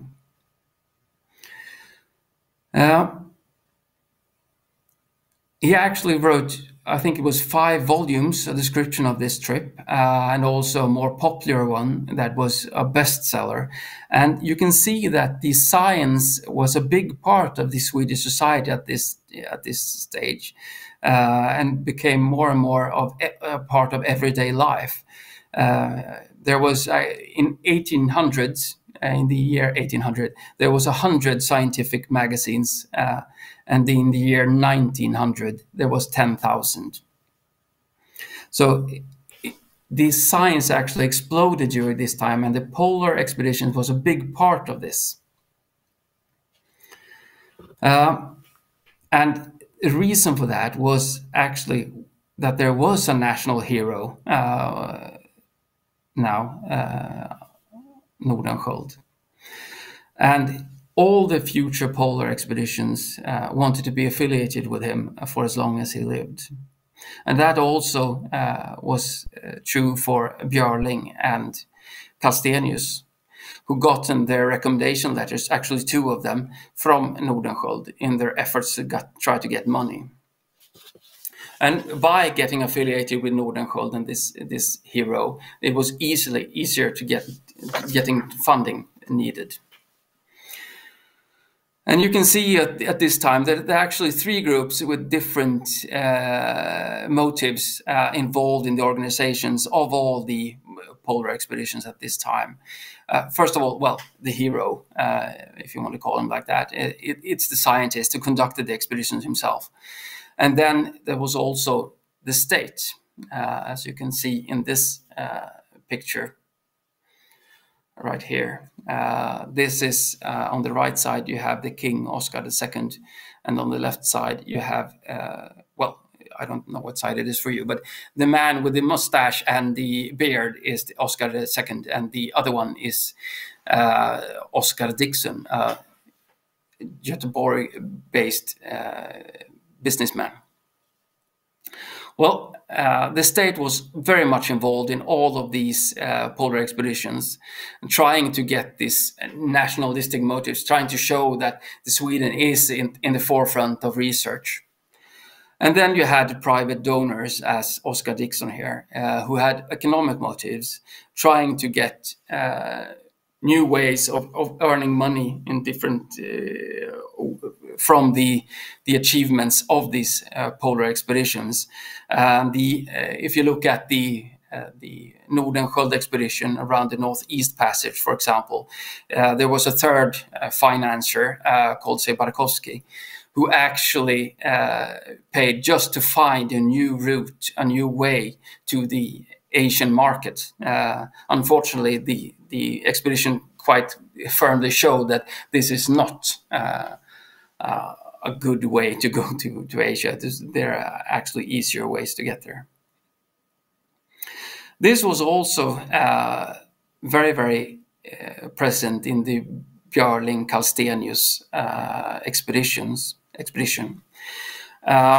Even though they had trouble getting the funding, and actually was Björling who funded it with private means. He was selling private lessons and selling also different kind of exhibitions that he had made. And the entire expedition actually ended in catastrophe, mainly due because of the inexperience of these two gentlemen. This is a picture from November 1893. It depicts the ship Ripple, and it was found on the Carey Island, on the Greenland side of the Ellesmere, and the Ellesmere Island is on the other side. They also found a dead crewman there, and a letter dated October 12th, 1892, so just a couple of months after they went out and started their expedition, the ship wrecked. And the letter says that they were trying to reach Cape Faraday on Ellesmere Island and trying to stay the winter with the Inuits living there.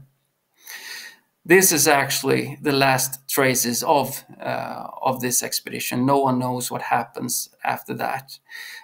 They've found things on the shoreline of the Ellesmere Island later on, but probably their small vessel capsized in the dangerous seas between Greenland and the Ellesmere Island, and they died.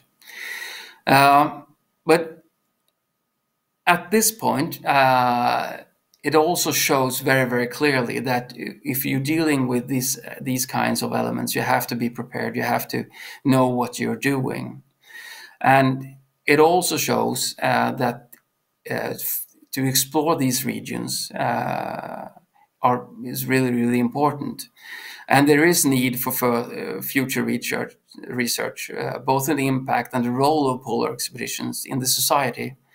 Not only the scientific parts of it, but also as a symbol, or rather as a magnifying glass, showing how our society works, both past and present, and how our society is organized. Because all of these polar expeditions, you can clearly see how which part of society is important, which part of our community that we are focusing on, because all of these arguments that they use before going out there is very, very present all of the time. And by that, I conclude my presentation as well. Thank you.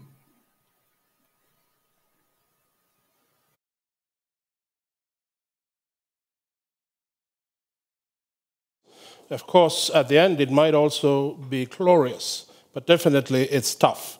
And nowadays, people might think that it was like going for the vacation to the nice surroundings, but definitely it wasn't. And also, thank you for giving us a hint that there was a need of for the certain royal public partnership in order to get those explorations done. And it's very similar to the public-private partnership of nowadays. So there is at least a connection for me.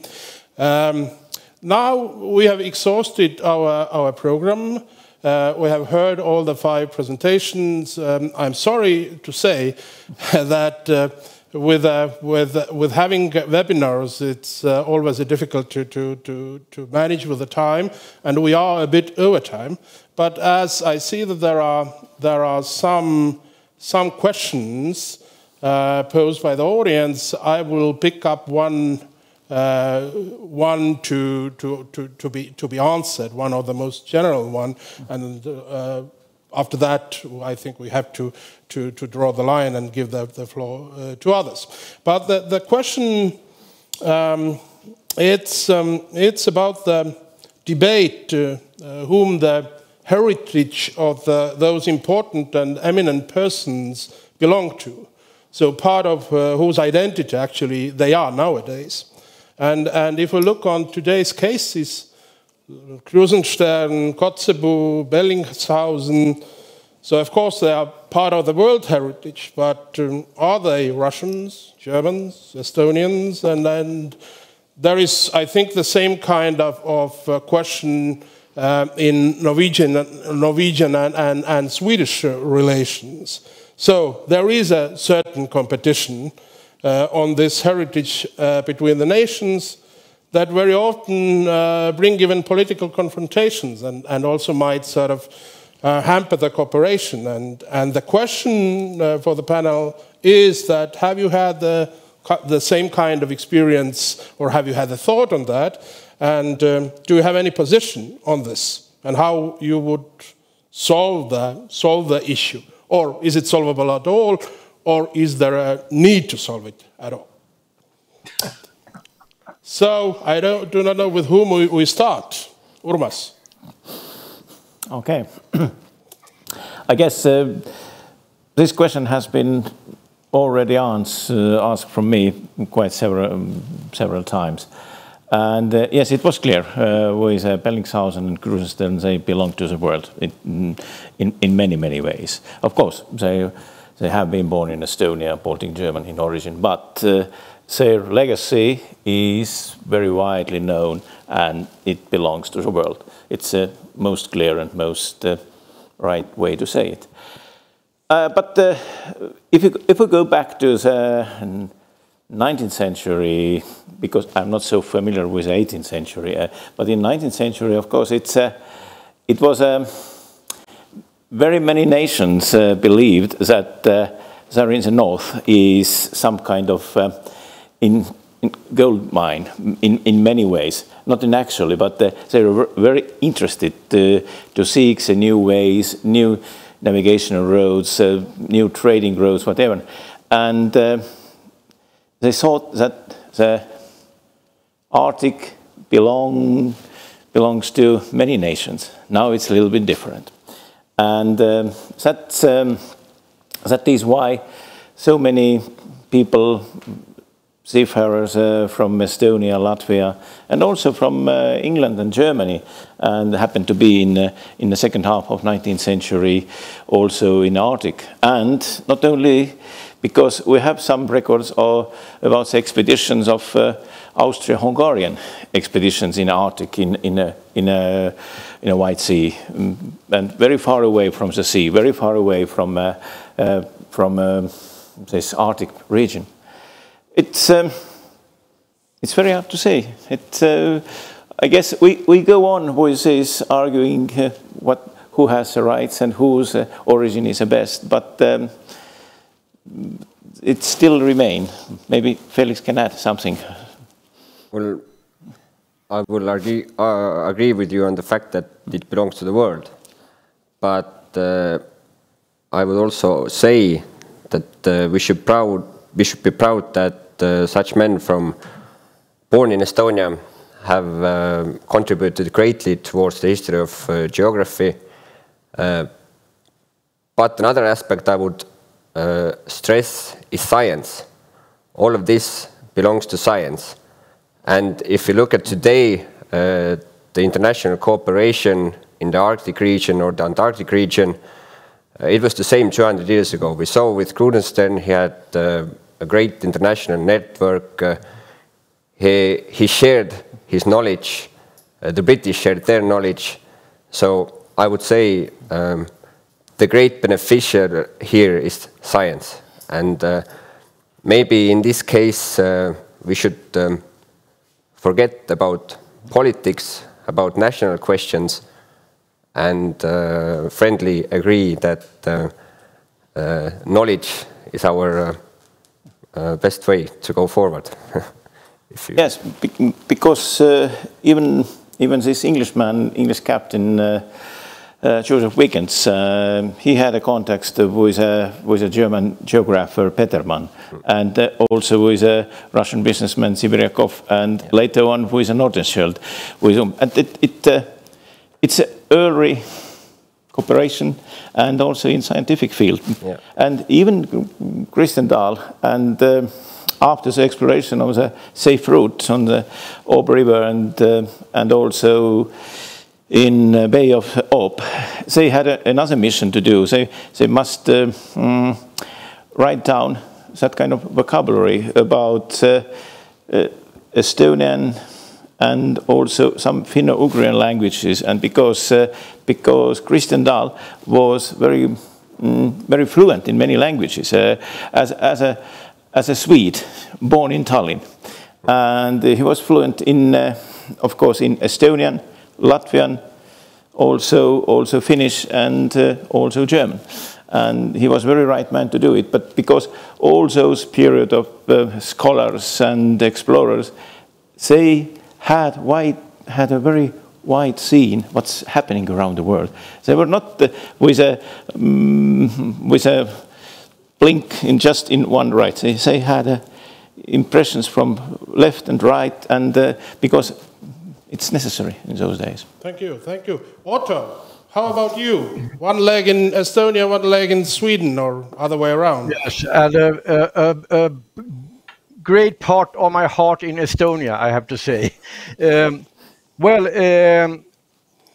Adam Johan is, of course, the most famous and well-known member of the original Swedish noble family, and we often get questions about him as we are carrying the same name. I have the genealogical view on this, and stating that yes, he originally belongs to originally Swedish noble family, but another branch.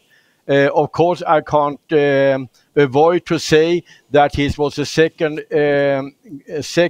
cousin of my 3 times grandfather or 2 times grandfather, and they fought against each other in the Battle of Hoogland. But I agree with what he said. He belongs to the world heritage, and because due to his extraordinary scientific contributions. Thank you, Otto. And now I would like to turn to Hein, who has also Can you hear me? Yes, we can hear you. Your reflections, please. Can you even see? No? No, we can't. We see. Now we see you. Yeah, sure. Yes. Good. Hey. Nice to see you.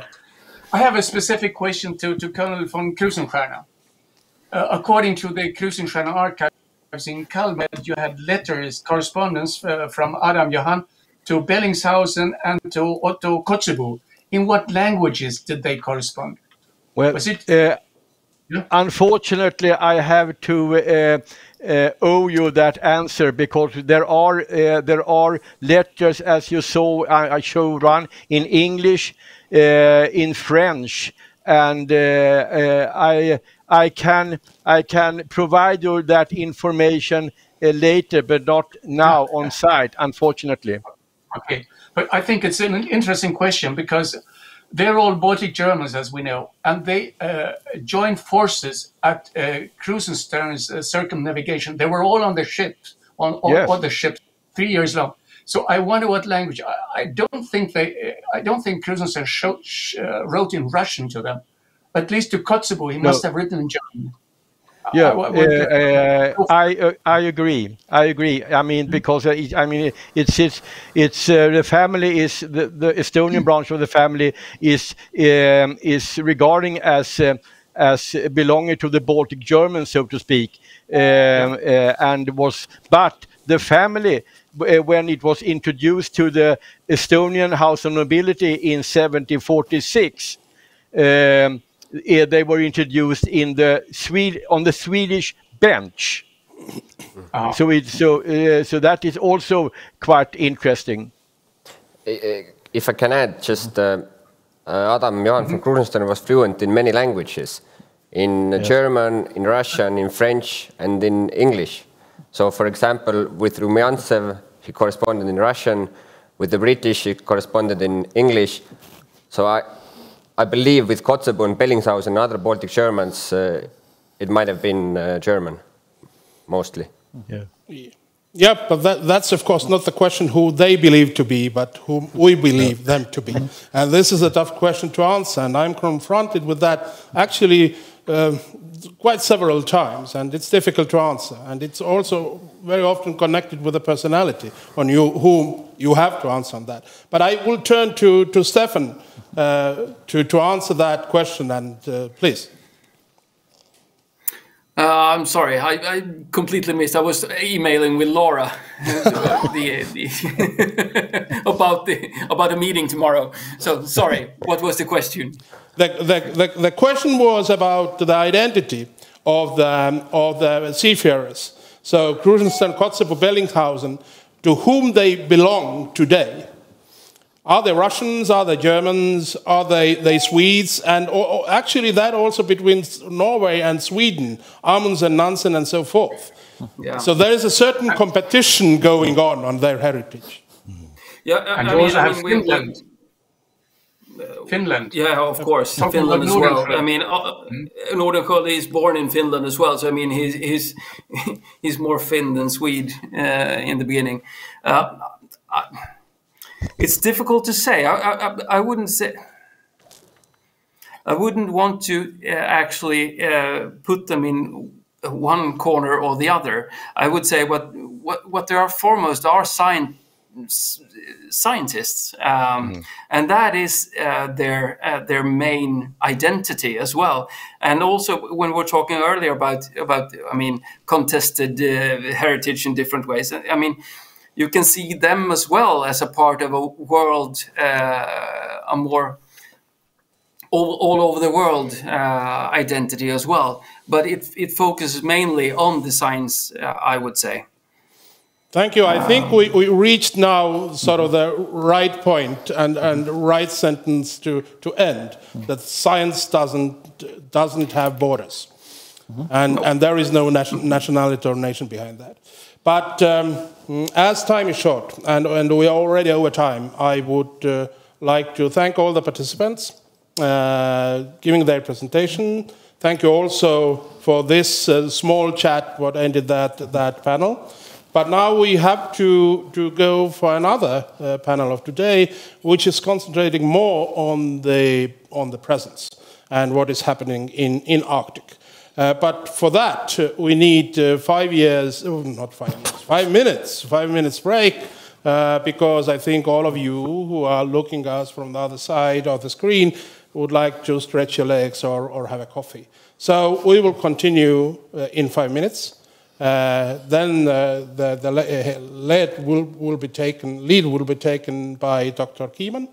I will leave you here, and from my part, thank you. And hopefully you enjoyed, and hopefully you will enjoy also the second part. Thank you. Bye.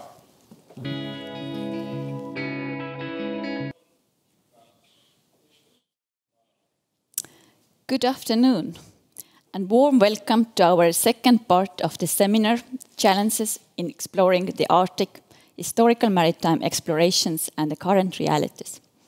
And as the title says, this session is dedicated to the current developments in the Arctic. My name is Helle Kiiman. I am a head of the research at the Estonian Maritime Museum, as well as a researcher at Uppsala University. And I will be the moderator for the second part of this panel. But before we start off, I would kindly remind you that there is an opportunity to pose the questions to the presenters. You find the chat on our web platform, where you can, under the button Questions and Answers, you can write your questions. And I have a great honor to introduce our first presenter, Professor Katarina Gårdfeldt, the Director General of the Swedish Polar Research Secretariat. Katarina is also the chair for the National Committee for Environmental Global Change at the Royal Academy of Sciences, Kungliga Vetenskapsakademien, and a board member of the Swedish Foundation for the Strategic Research. As a professor in inorganic environmental chemistry at Chalmers University of Technology, her research focuses on the global transport and the transformation of environmental pollutants and the microplastic in polar regions. Today's presentation, Swedish Polar Research Secretariat and a short overview of the current polar research programs in Sweden, is just about to start. Katarina, please.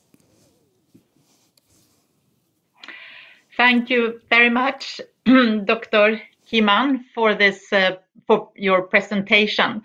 And I would also like to start to thank Mr. Ambassador Kolga and his team at the Ambassade for inviting me to this event.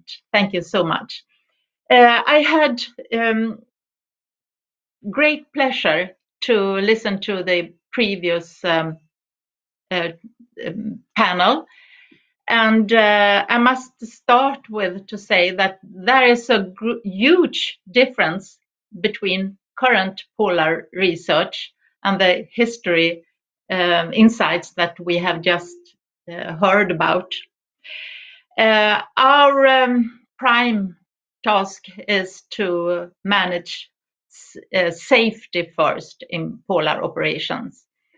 And we used to remind ourselves by the citation of Roald Amundsen that adventure is just bad planning.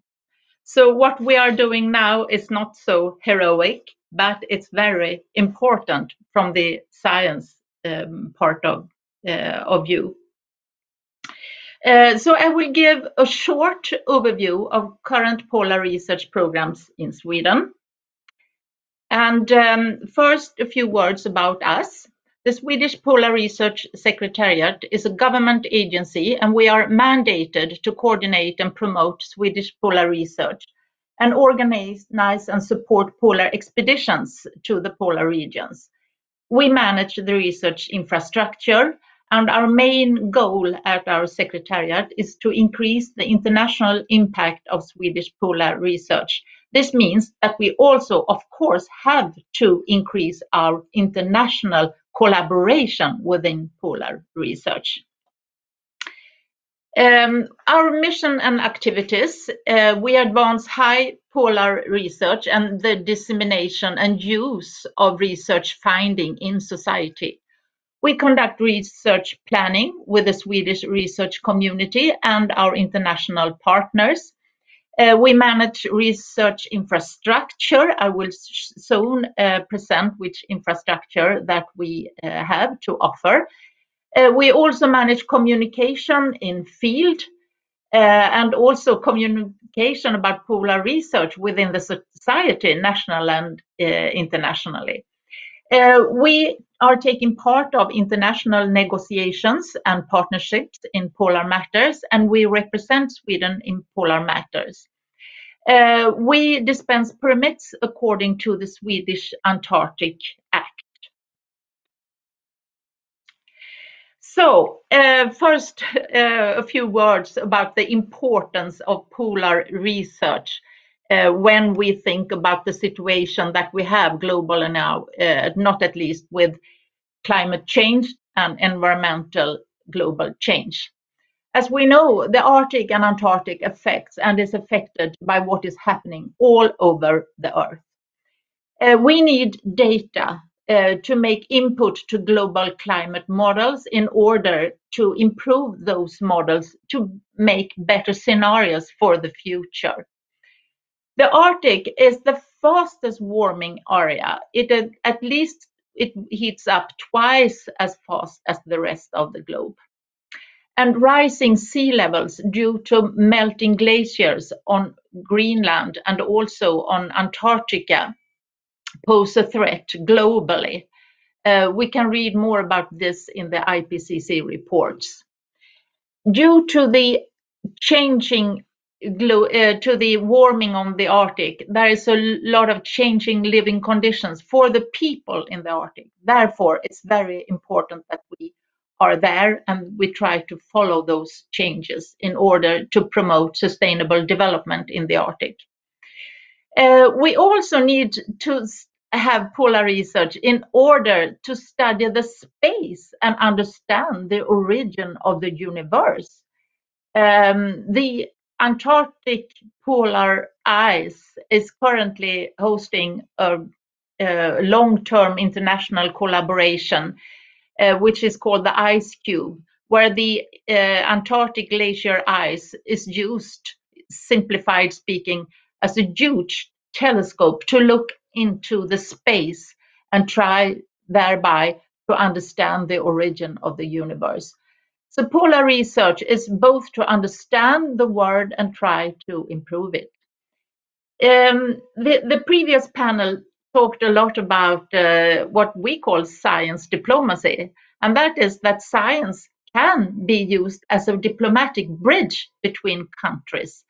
And the science and the knowledge is commonly owned by countries. And this is very important, not at least in situations where there are tensions between countries. And also, of course, science must contribute to ensure sustainable use of resources in polar areas, as they might be more exposed to exploration when the climate change opens up the Arctic.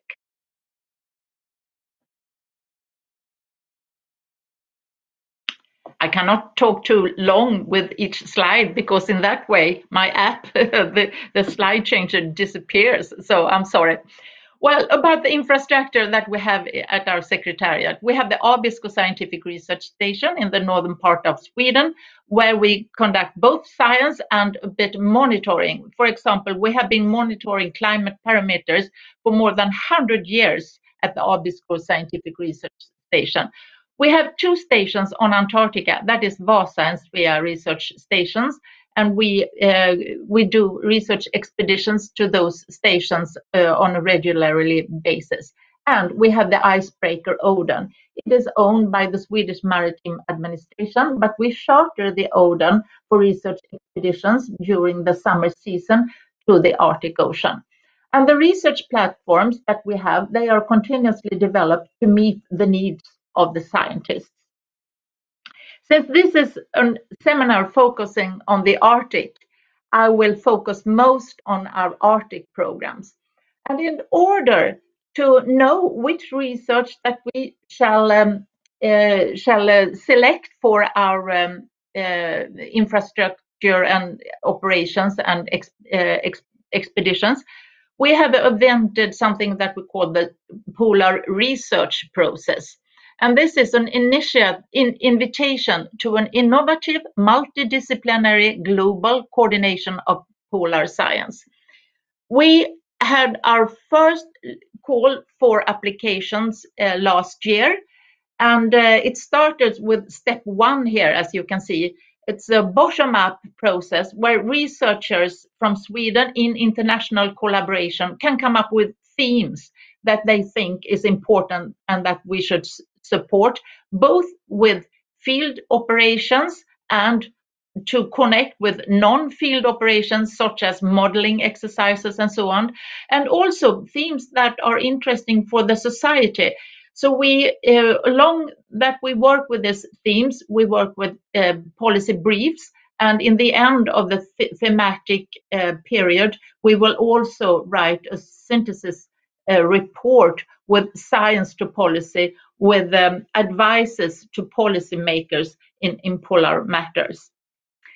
And as a result from this call for application, we had 7 very broad themes coming into us, and there were like 120 researchers from 9 countries taking part in this thematic work. And we have selected in a peer review process 2 themes and 1 project to be included in our timetable Oden. And this is the timetable Oden for the coming years until 2024, and a short and very simplified description of those expeditions that we will conduct with the icebreaker Oden is the first expedition, the Synoptic Arctic Survey, will focus on the current situation. ARCOP will focus on the climate 50 million years ago, and the 3 last expeditions will focus on parameters that is needed to increase the understanding of climate change in the future. Now we see if I can. Here. This is the Synoptic Arctic Survey. It's the first expedition in the timetable Oden. It will take place this summer. And it's an effort to make a Swedish contribution to the large international expedition where Oden will be one of 12 vessels that will map the Arctic Ocean. And this will be done by several countries managing these 12 ships in the years to come now.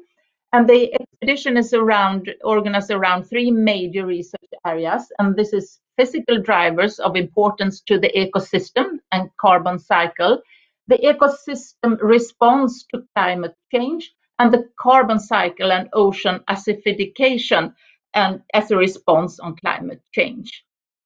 And this is the sector the expedition wrote that will be covered by the Oden, and the rest of the Arctic Ocean will be covered by the other 11 ships.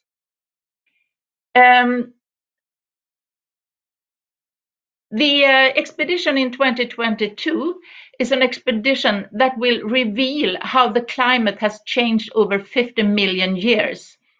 Our Secretariat has been mandated by the European Consortium for Ocean Drilling to conduct an operation including 3 vessels.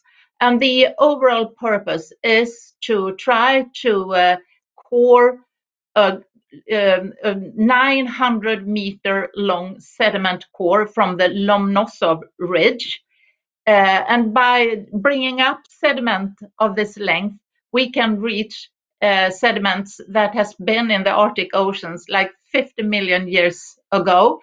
And the scientists can then use this sediment core like a library and to try to understand how the climate has changed the latest 50 million years and see what has been the main drivers for changing the climate. For example, a change in the composition of greenhouse gases that is similar to what we are doing nowadays.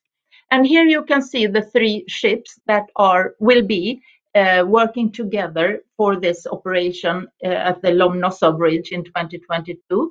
It's the coring vessel Gina Polaris, it's the Russian icebreaker Viktor Chermonurdin, and it's our Swedish research icebreaker, the Oden.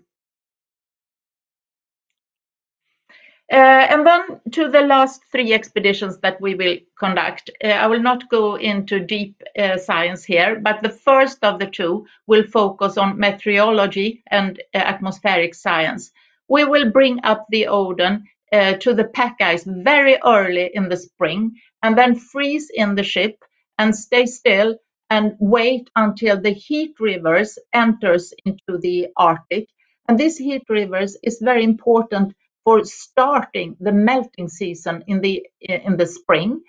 And in order to change and try to understand how the melting season in the Arctic starts in the spring, scientists can also predict how the season will be and when the freezing season will start in the autumn. So this is of highly value for ice management and also in order to understand how the climate is changing in the Arctic.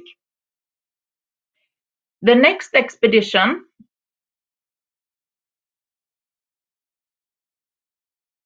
here, the next expedition will be the next expedition is an expedition that will try to understand something about the tipping points in the Arctic Ocean that you perhaps have heard about. There's a lot of discussion about the methane that is evading from the thawing permafrost, but this is also happening beneath the sea surface, on the deep sea floor, both on the shelf outside the continents, but also on the deeper sea floor. But nobody really knows how big contribution gas hydrates and methane is contributing to the global pool of methane and greenhouse gases in the atmosphere. And there is also other tipping points that will be studied during this expedition. For example, the influence of Atlantic seawater into the Arctic Ocean that warms the Arctic Ocean and contributes to the melting of the sea ice from beneath the sea ice. And the last expedition in our timetable, Odal, will focus on the glacier on the north side of the Greenland continent. The melting of the Greenland ice sheet has the potential to contribute hugely to the global sea level rise. But the melting and the sea level rise is not known because we don't know how much this glacier's melting processes will contribute, because we don't know how the sea floor is constructed.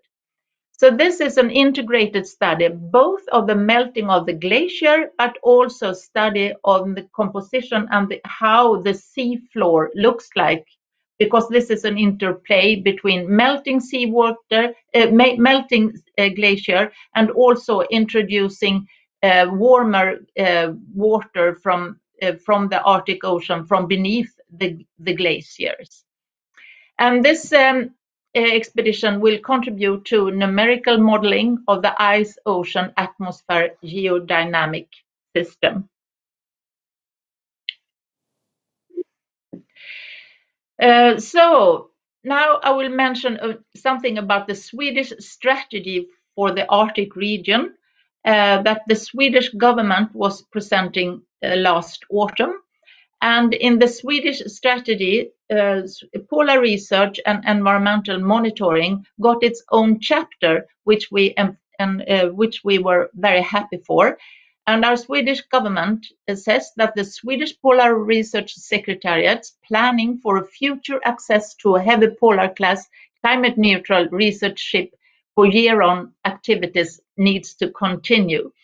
This means that after 2024 or later, we are hoping for that the government will solve the question of a successor of the Odin, because our icebreaker Odin, she is still going strong, but she is more than 30 years old now, and we have to think about a newer ship after her that is also climate neutral, because we want, as scientists, contribute to climate neutral science operations in the Arctic.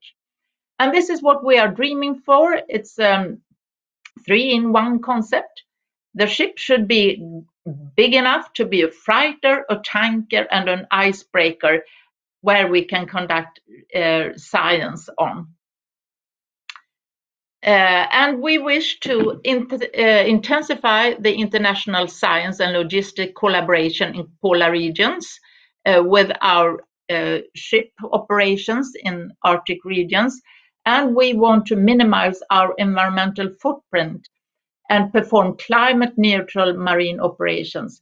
I think this is very important. We cannot only say that the shipping industry and the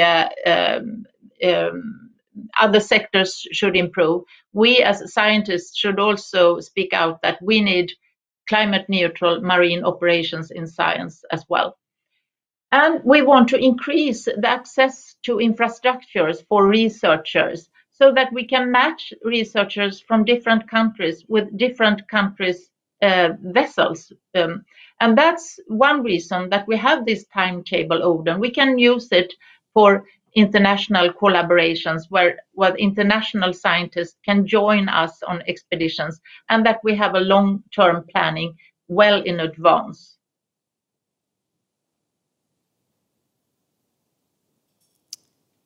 Thank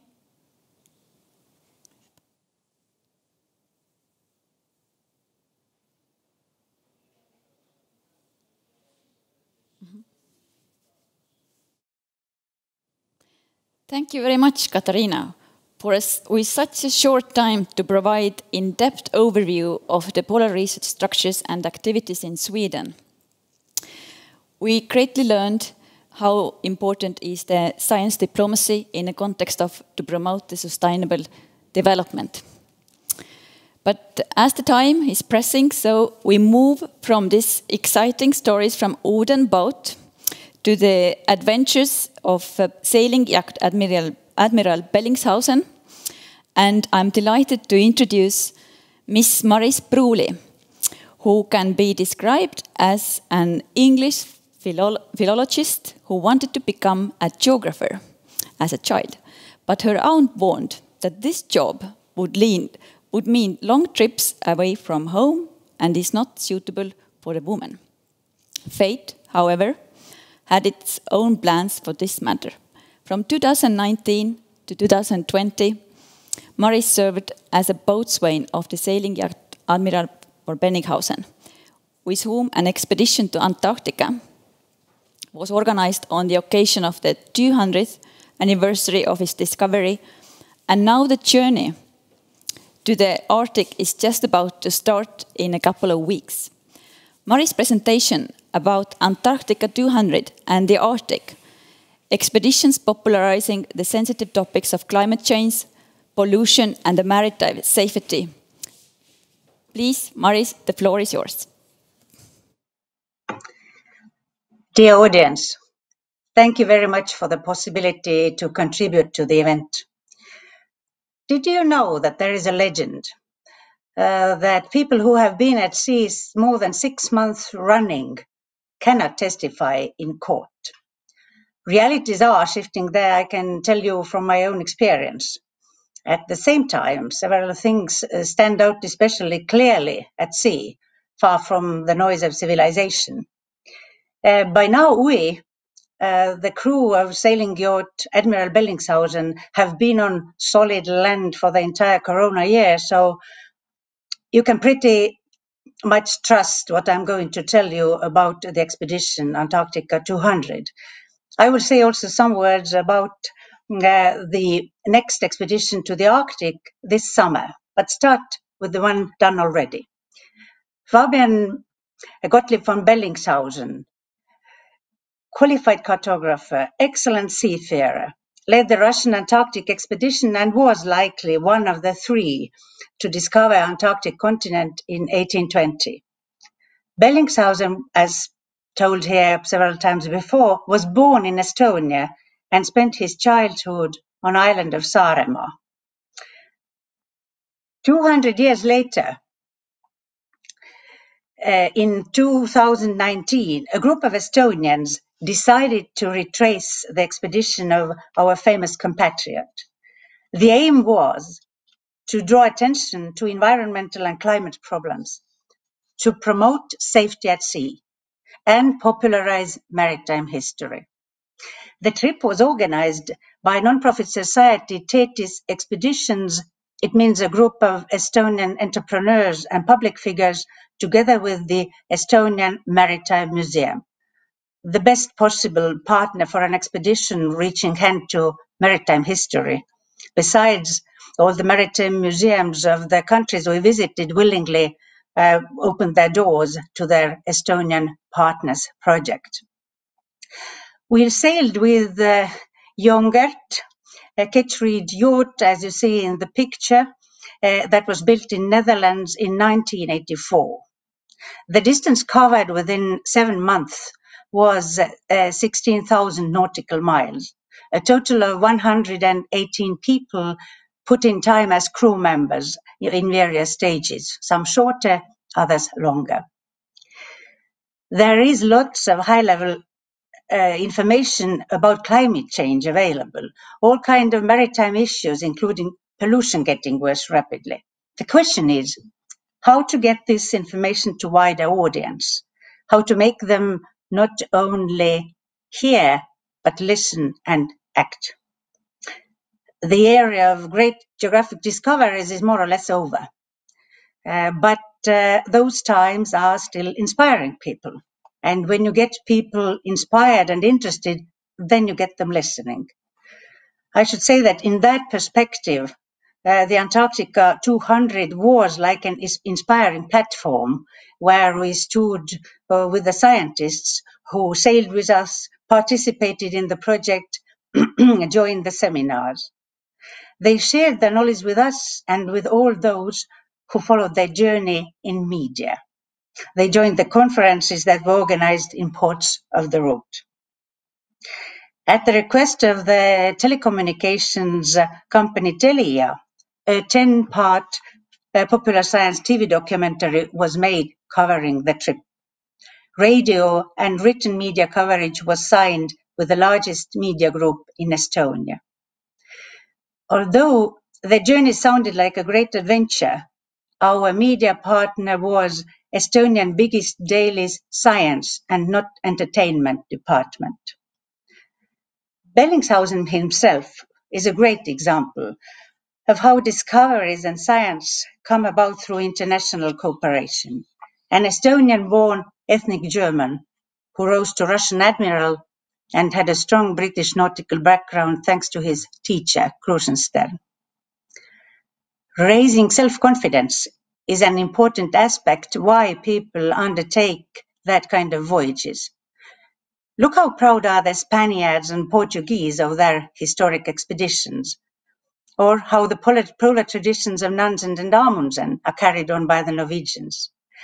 Think about the Swedish-Finnish Arctic explorer Adolf Erik Nordenskjöld, mentioned here before, whose expedition was the first to navigate through the Northeast Passage. Look how many states make use of their earlier explorations in politics today. So, we Estonians definitely don't owe Bellingshausen, but still we have every reason to be proud of him and of his ties to Estonia. That's why we decided to follow his footsteps 200 years later. That gave us unique opportunity to talk about the burning environmental issues from the places where changes can be seen especially drastically. So we could transform this abstract knowledge of climate change to something more clearly perceptible to our followers. Information came in adventurous, even in a bit romantic package.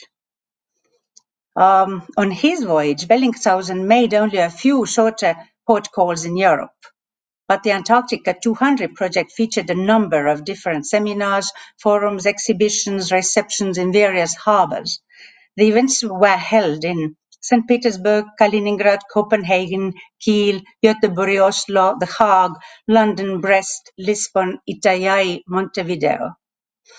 Over 20 scholars participated in the voyage, among them Estonian Academy of Sciences President Tarmo Soomere.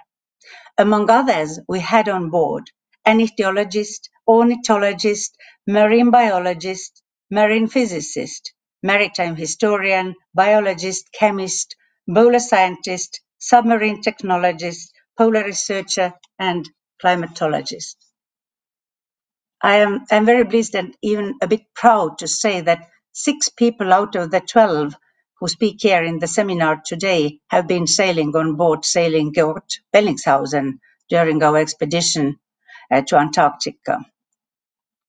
During the voyage, water and dust samples were taken regularly, and those are now being analyzed by University of Tartu scientists. There were meetings with marine rescue authorities of different countries, and joint training exercises were held in Sweden, Shetland, Orkney, the Netherlands, and the Falklands. Several Estonian maritime rescue officials also traveled with us as crew members.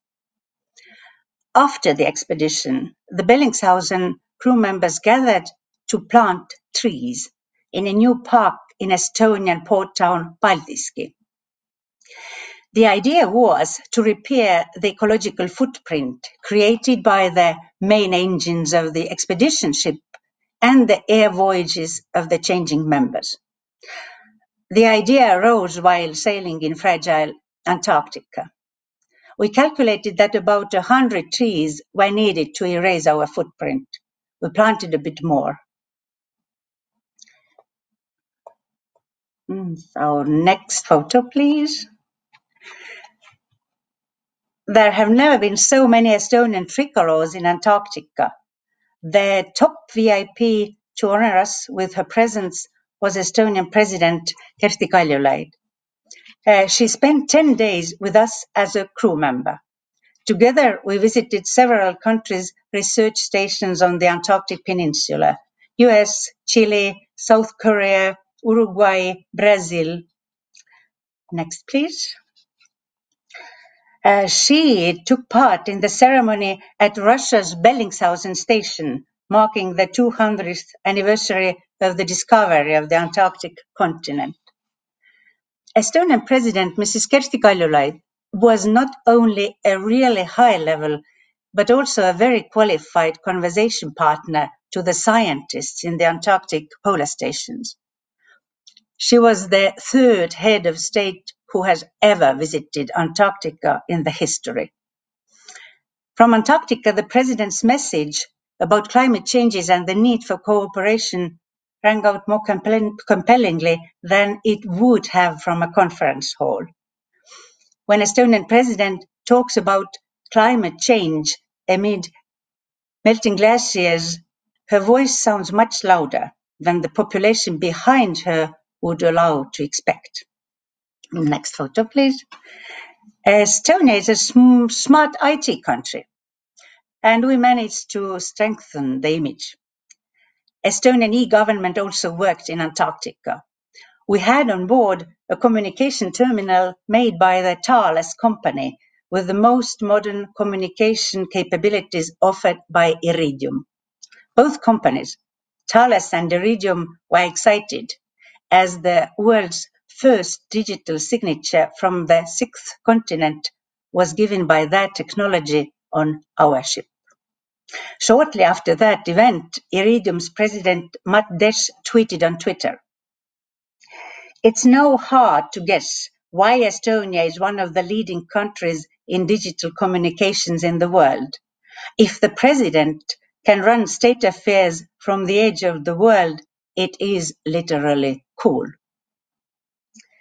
Estonian embassies who helped to organize events in the ports of different countries told us more than once that this expedition brought a lot of good fame to Estonia in terms of reputation, confirming that Estonia can be taken seriously, that we care about the same global crucial issues. Next photo, please. Right now, we are on the doorstep of a new expedition, this time to the Arctic. The same yacht, Admiral Bellingshausen, will take us to Norway, Svalbard, Jan Mayen, Iceland, Greenland, Faroe Islands. Several people might think, what's the matter if it gets warmer? Life in Scandinavia, constantly like in the Caribbean, not so bad at all. They hardly realize that in case there are no more Arctic winters, the entire world may stop. Exactly so warned the president of the Estonian Academy of Sciences recently in the seminar of Changing Arctics. He said that if the Atlantic waters stop circulating in the Arctic, it may happen. The water circulation is at its weakest level over the last 1,600 years. The temperatures have risen to the highest level of the same period. 252 years ago it happened, all stopped. 96% of all species became extinct in oceans and 70% on dry land. One hypothesis why it happened is that the huge water pump stopped and underwater methane was released. Measuring methane's amount in water will be something that our crew can do in the Arctic this summer. We will get instructions from Mr. Martin Lira, researcher of the University of Tartu Geology Department. He has been involved in studying the problem on Svalbard. During the trip, various data on seawater will be collected. According to Mr. Lira, a common challenge in Arctic research is the scarcity of data and the difficulty of obtaining it. Admiral Bellingshausen expedition makes it possible to gather data from very different areas that scientists might not reach, thus making contribution to the development of Arctic civic science. Due to the smaller draft, it is also possible to collect data from lower parts of the sea near the shore, and the lower speed of the sailing yacht ensures better data quality. President Kersti Kaljulaid has been invited on board also this time, and hopefully she can accept the invitation. We wish to contribute with new TV series from the Arctic. Agreement for radio and written media coverage has been signed already. The next photo, please. Me and my husband, Tiit Pruuli, who is leader of both expeditions, used the Corona year to write a book on Antarctica 200 expedition. The book was warmly received, but what makes us especially happy, our book was the reader's favorite in the category of popular science books published in Estonia last year. That gives us reason to believe that our voyage and experience mattered, that the message reached people. So full of hope, we are finalizing preparations for the next voyage. The Estonian Maritime Museum and the non-profit society TT's Expeditions are launching our ship again with clear mission. We hope this expedition will help to remind people of our seafaring history and draw attention to the ecologically delicate situation of the world seas. And there are no better places than the polar regions from where to draw attention to climate problems. We are ready to start in a couple of weeks. Next photo, please. Undertaking this trip requires excellent skills and good equipment. Polar waters have never been easy ones. We have tried to mitigate the risks as much as possible. The crew includes professional sailors, many of whom also took part in the Antarctic voyage last year. Henrik Ibsen has said, "There is always a risk in being alive, and if you are more alive, there is more risk." We choose to be more alive. We go to the expeditions, do something that we all enjoy. If that helps to make even the tiniest contribution to the survival of the picturesque icebergs and abundant wildlife in the polar regions, every risk is worth taking. Thank you very much for your attention. Thank you, Maris, for this very inspiring and interesting overview about the previous trip to the Antarctica 200, and also about the insights about the forthcoming journey to the Arctic. And your presentation, I could say, clearly demonstrated how the discoveries and the science can lead to the cooperation. Thank you very much. And for the next, we're going to move to some research projects and ongoing research. And therefore, I'm glad to say that the next presentation is going to be about the role of the Arctic in the climate change research, past, present, and the future, by Reti Ranneko, who is a doctoral student from University of Tartu. Previously, Reti has compiled her research on greenhouse gas dynamics between soil and the atmosphere in the Arctic and Antarctic in the Department of Geosciences and Natural Resource Management at the University of Copenhagen. So, Reti, please. Hi, I hope you can hear me. Today I will be discussing the Arctic in the context of climate change. And I was originally, going to talk about the past, present, and future, but I feel like the past has been discussed very thoroughly today. So I will not dwell on that too much, and I will actually jump straight to the present and discuss the climate change impacts in the Arctic, as well as some of the research that's being done right now. Okay, so some of the facts that we cannot ignore about climate change in the Arctic. Firstly, is that the Arctic is warming twice as fast as the global average. You've already seen this red and yellow graph today, where the Arctic is clearly shown to have much higher temperature increase compared to the rest of the world.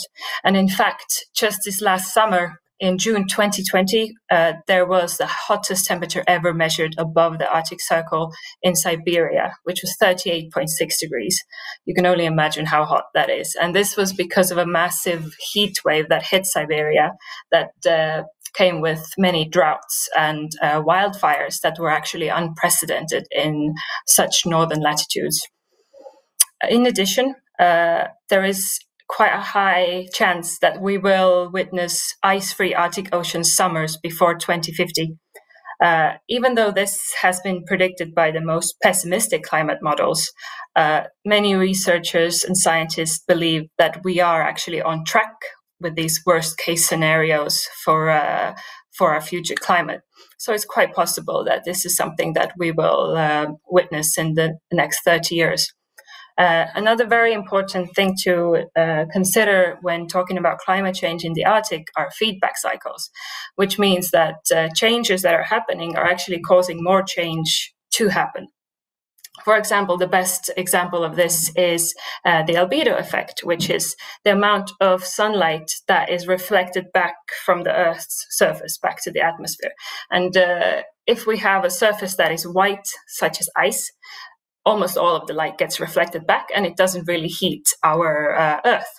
But if the surface is dark, such as the ocean, actually the heat gets trapped in the ocean, warming the ocean, and the ocean also gives the heat back to the atmosphere. So then the atmosphere warms even more, melting more ice, which means there is more dark surface, and thus begins this cycle of feedback. And of course, something that we must think about, especially when talking about climate change in the Arctic compared to the Antarctic, is that it doesn't only affect natural systems, but also people and cultures and livelihoods and economic development. So now I will talk about some of the main physical effects that are actually being seen in the Arctic that are happening because of climate change. These are described in the latest IPCC, which was only in 2013. There is actually a new IPCC report coming out about climate change this year or next year. So really looking forward to seeing what the newest data says. But let's start with sea ice, which of course, sea ice is disappearing in the Arctic.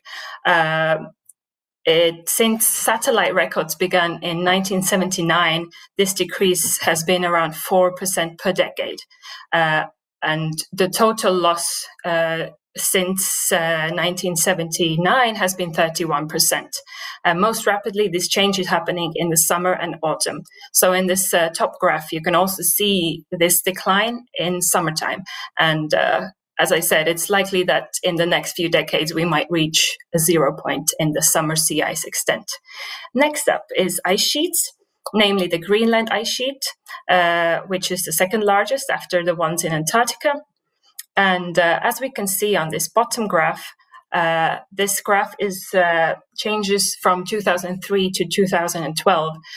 Almost all areas in Greenland are losing ice. And this ice loss accelerated rapidly since the early 90s, and it's likely to increase even more. And if the entire Greenland ice sheet melted, global sea level would rise by 7 meters. However, this isn't going to happen anytime soon. This would take probably a millennia or even more. But since this melt is happening more increasingly, even nowadays, then it's likely that the melt in Greenland ice sheet will contribute to our global sea levels already in the 21st century. Next up is glaciers and Arctic glaciers in Alaska, in Canada, in Greenland, together with some glaciers in the Andes and in Asia, account for 80% of global ice lost from glaciers. And on this top graph, if you can see it, glaciers currently are contributing even more to global sea level rise than the ice sheets in Greenland and in Antarctica, because ice sheets are more stable. They are very big masses of ice, but glaciers are slightly smaller and they are more vulnerable to warming temperatures.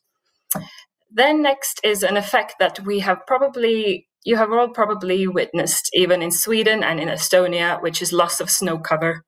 And this is a phenomenon that has been seen in the Northern Hemisphere since, I can't see my my own presentation very well, but there is a decrease, and especially in the summer and spring months, this decrease has been fairly big. And in the month of June, so if we're comparing all the months of all the years, the snow cover decline is up to 53%. So there is a high chance that in the future this change will increase even more. And lastly, we have permafrost, which means frozen ground. And as air temperature increases, so does the temperature of the ground. And almost all Arctic regions have witnessed permafrost thaw since the 1980s. Most significantly in the Russian Arctic, where the southern border of permafrost of where land is frozen has moved north 80 kilometers. And why permafrost thaw is so important, and we have already heard this today in one of the previous presentations, is that there is a very high methane release. And methane, of course, is a greenhouse gas, and it will contribute more to the greenhouse effect, thus warming the atmosphere even more. So much about the impacts of climate change. To discuss the research that's being done today in the Arctic, I have decided to take one specific research expedition. I had nothing to do with this expedition. I just followed it, and I believe it is very fascinating. It's called the Mosaic Expedition. It's considered the largest polar expedition in history.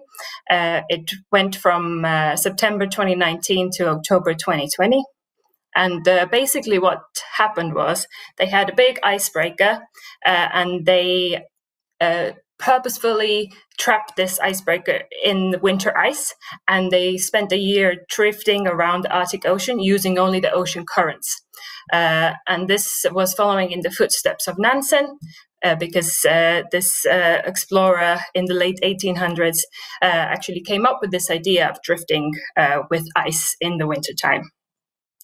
And the goal of this expedition was to take the closest look ever at climate change in the Arctic and really see why the Arctic is so important as a global center for climate change and what is happening.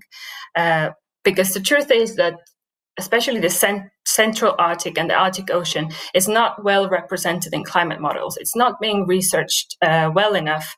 But of course, as I discussed before, significant changes are happening there. So it's crucial that we get the scientific understanding about what is happening in the center of the Arctic Ocean. So here I have a picture of when they were setting up the camp. This is when they still had sunlight, because most of the winter they were operating in complete darkness because it was polar night. And here is a picture or a graphic of the ice city that they built. And this is showing all the different things that they did. So they focused mainly on the atmosphere, the ice, the sea ice, and then the ocean. In the atmosphere, they were looking at clouds, aerosols, aerosol cloud interactions, how the atmosphere interacts with ice, how the atmosphere interacts with the ocean. They had satellite images, they had radars, sonars, and so on.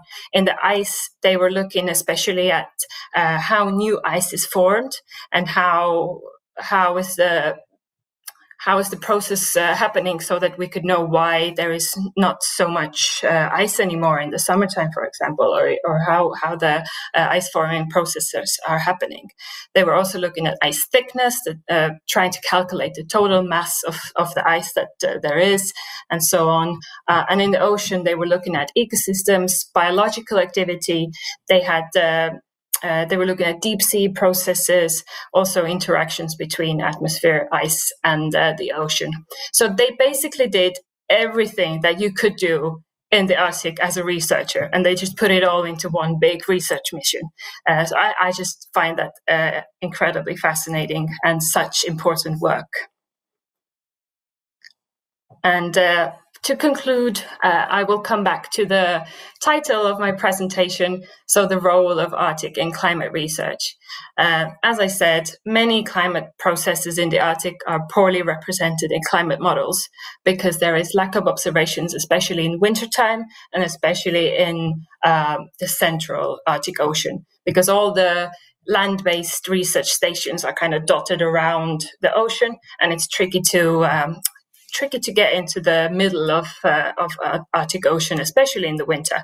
And because such dramatic changes are happening in the Arctic that are affecting the entire world, it is crucial for climate models to incorporate this data from the Arctic to predict our future climate. Because what happens in the Arctic does not stay in the Arctic. There are feedbacks that I talked about. There is the influence to global sea level rise, and so on. So there are global consequences to the climatic impacts that are happening in the Arctic. And of course, again, in terms of the science being done in Arctic, the thawing ice is making the Arctic increasingly interesting from an economic perspective. This means that there's a whole new layer of science, social science, that is added to Arctic research. There are new shipping routes available. There are opportunities possibly for fossil fuel extraction. So this must also be taken into consideration, that we cannot just look at the natural systems, but we also must look at the social systems, the economic systems, and so on. So finally, I can conclude with saying that we need a well-rounded political and public discussion based on these scientific findings to really understand what is the best way forward for the Arctic, for both the social systems and the natural systems in the future. Thank you very much.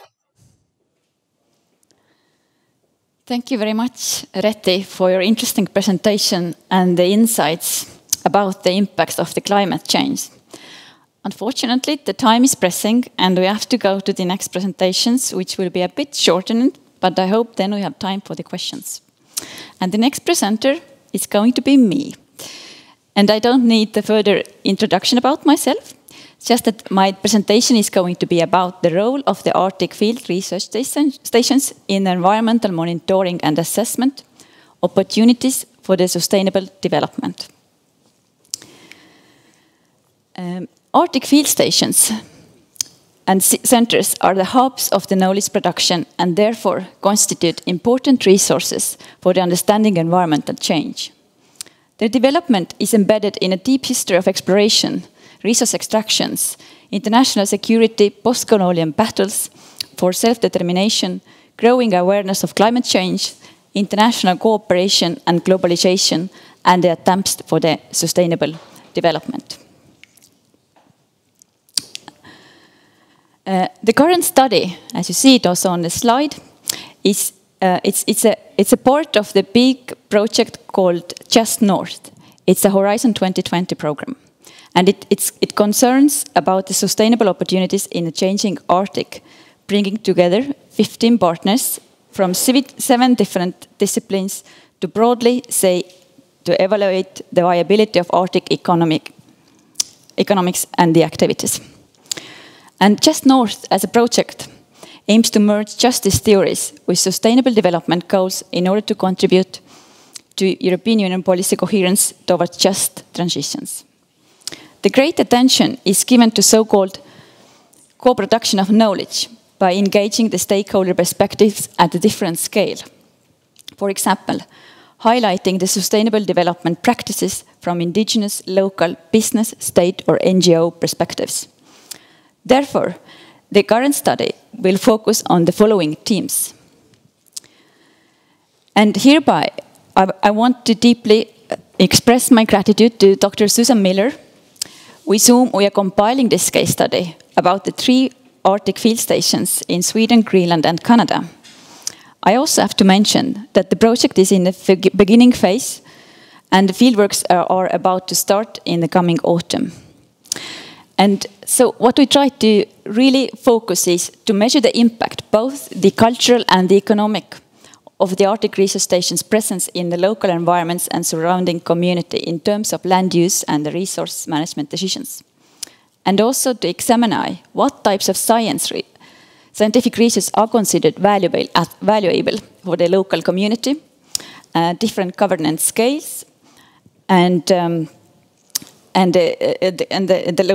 local people. Let's move to the next. And I would like to say, if my time allows, to say some words about the historical background of the Arctic field stations. The field stations has received scholarly attention as a place of social interactions and relations that generate both the particular construction and production of science, and influence the methods, the culture, and the theory in science. In a circumpolar context, field stations have played a vital role in the overall historical development of science in the North. During and the immediate post-Second World War, they provided sites and place for the development of technology and the understanding of human survival in the Arctic conditions. During the International Geophysical Year, 1957-1958, they played a role in a question of national security, including as sites for establishing early warning systems and a remote outpost for conducting the chemical testing. During the same era, however, the field stations became central to the sharing of geophysical data and scientific cooperation. The IEGY and the third IPY of the 1957 and 1958 including the launch of Sputnik as a peacetime technology that would enable remote sensing of planetary process. The collaborative science that emerged during the IGY concentrated efforts on the generating data of geophysical processes and the baseline measurements for monitoring the environment.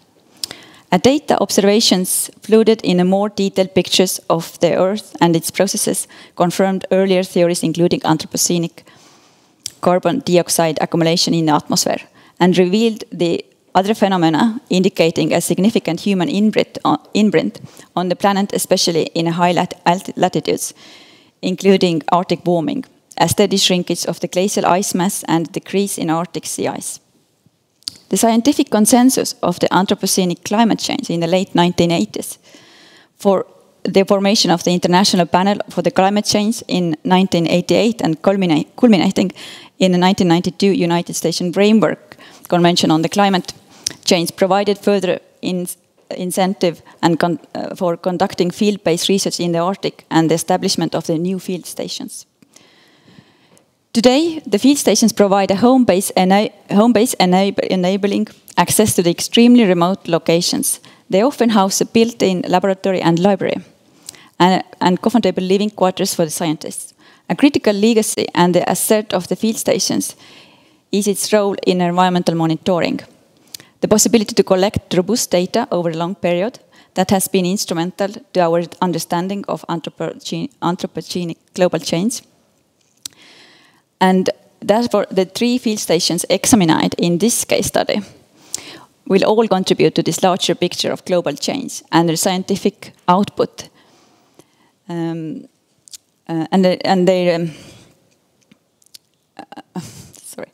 Represent their special local microenvironmental effects of the global scale phenomenon.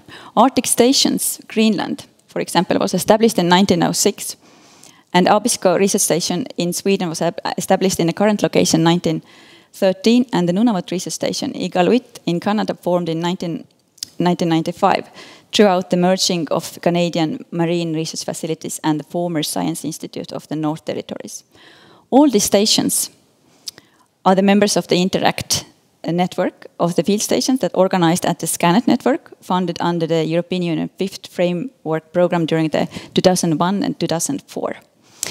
And as I said, my presentation was shortened due to the time lack. So I would maybe say some words or one sentence just to conclude. Then I would say that the field stations each play a different role in a regional context with regard to their primary research agendas, their contribution to regional and local education and the scientific research needs, and the main beneficiary of the research output. Thank you very much. And now, as a moderator, I move to the next presenter, who is, I could say, polar historian, Mrs. Katrin Savamägi. She's a CEO of Estonian Polar Club and a founder member of the Estonian National Committee of the International Council of Museums, ICOM.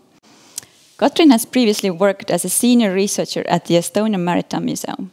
She also has recently initiated the new exhibitions of polar theme, and more details are going to be revealed during her presentation, Polar Activities at the Estonian Maritime Museum, Estonian Polar Researchers in the Past, Present and the Future. Katrin, please. Thank you.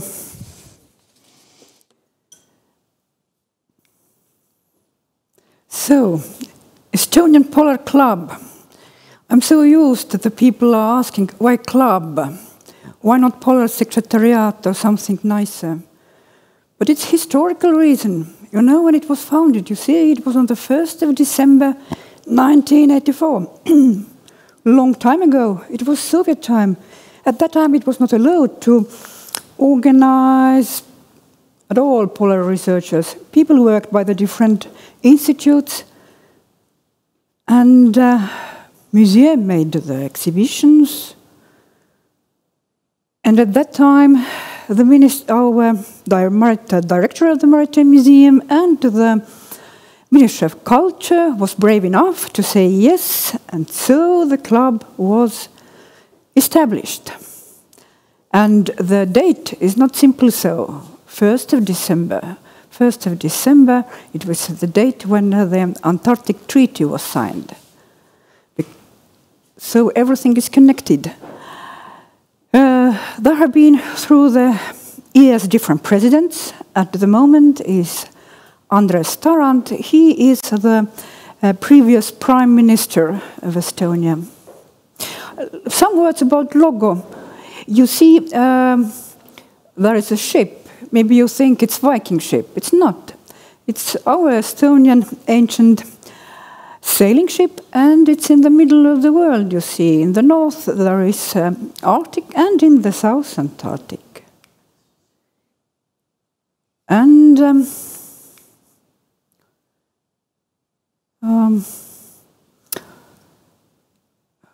okay, there have been some changes. There are not the text on the slides, but I can say that the club is the meeting point for the researchers from Antarctic and Antarctic.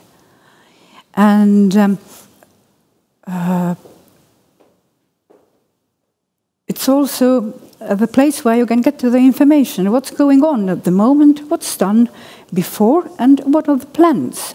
So when I talk about the present and the past and the future, actually it's everything is together. Here is the photo of some members of the club who are the most active ones. Not everybody can enter it. It's only that you must have done something. Research work or expeditions, articles, books, and so on. So now there is more and more attention to the climate changes, and there is more need for the researchers, professional and passionate, who will notice and understand what's going on. And our task is also to raise the subjects to the sphere of interest of the young generation. So what we have done with them. Ordinary activities, of course, lectures, polar forums, programs during the polar expeditions, films, and so on. We also have Estonian Polar Foundation. It has supported the students, has given scholarships for the research work of the polar regions. But how to involve more persons? How to get them more interested in polar questions? No, this foundation is not very big and rich one. So we thought out polar quiz and the prize, polar expedition. So it was for school children who will participate in the quiz, and the winners. The winners will have the possibility to participate in the real expedition together with the Estonian researchers. The first time we organized it, it was in 2017, web-based quiz. It was very successful. After it, we are not afraid anymore of the pupils. We know they are talented, active, and eager to participate. So these are the 5 first winners. So where we went, it was Kilpisjärvi Polar Station. It belongs to the Helsinki University, and together with the children were 3 researchers. Program was mainly limnology, geology, and the results, more educated young people with polar knowledge. And what's important, the names were also mentioned in scientific article. And because they helped to gather the material, helped with analysis. And one girl also already continues the study in different universities, also in the university in Svalbard. Okay, let us do once more. Now we thought it's more personal approach. Encourage them, their interest, that the children will start to think already earlier what they would like to do, what are their interests. And again, the big quiz in the internet. And then the second round was at the Maritime Museum, and everything was connected actually with Antarctic 200, because some of the financings, some of the projects It was the same.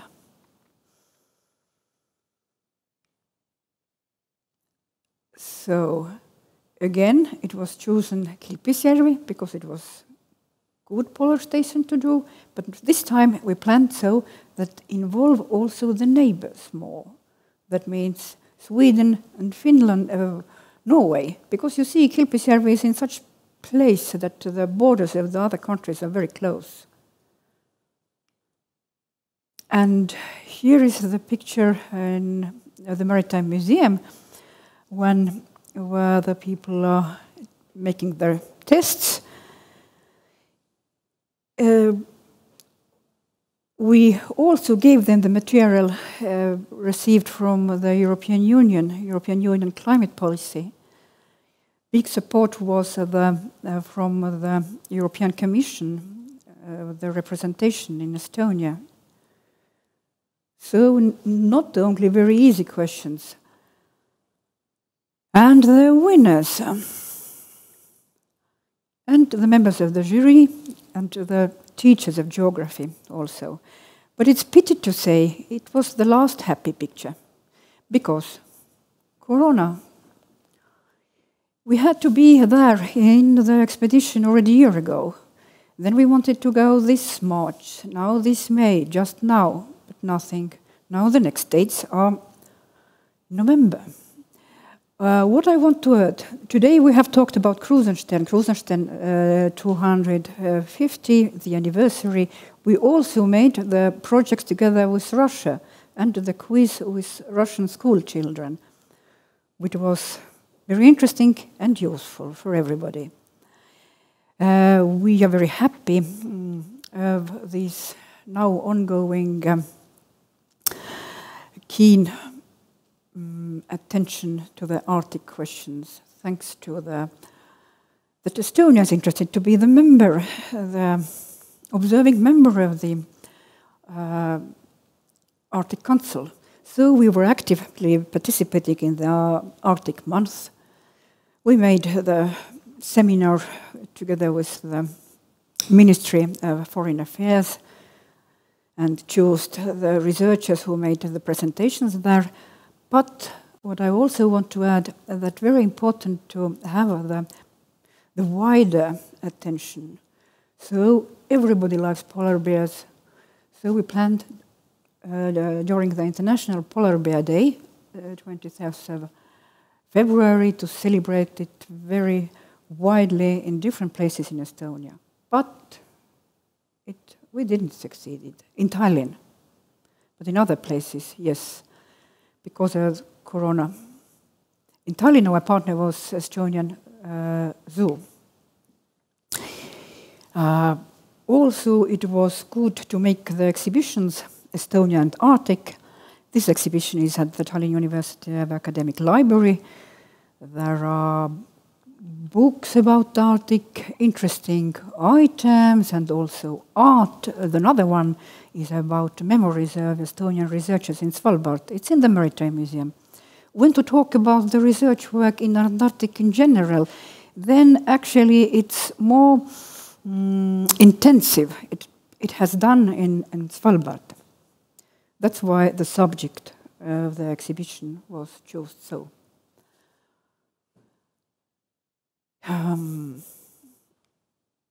Now it's so that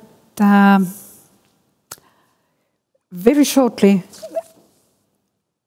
I didn't talk how we participated also in Antarctic 200 because there it was mentioned earlier.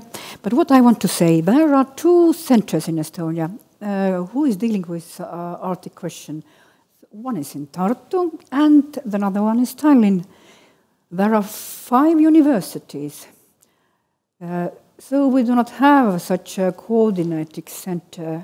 The work in the universities are based at the different programs, projects, research subjects, and so on. And it's not stable, it depends. At the moment, more active is Tartu University. There are so many different institutes. For example, the Tartu Observatory. They have done for years the climate research and remote sensing of atmosphere. But the newcomers, only some years, have been the projects about Arctic fungi. Interesting is also maybe for you that the research work is also done about the snow. Our researchers are members of North SnowNet, about methane gases, it's already told, but there are also researchers from Ethnology Institute. The research work is done about the history of science, and also in the other museums. We are not the only museum where it has been so active. For example, in the Nature History Museum by the Tartu University, there is interesting projects concerning fossils. And it's not so well known that in the Life Science University in Tartu, there are also very active work and expeditions, more than 5 years, about macroecology and nutrient global network. They are the members there. And I finish quickly about Tallinn. The most well-known research work about Arctic has maybe done the researchers from the Geology Institute. They have researched glaciers. Also the Maritime Safety, Maritime Academy. Okay, there are so many and I have so few time. But in the conclusion I will say that the newcomers have been the research work connected with biorobotics.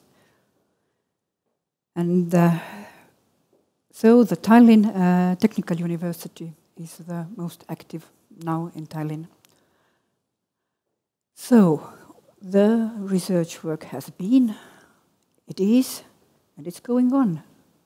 Thank you. Thank you, Katrin, for your overview of Estonian research activities in polar theme.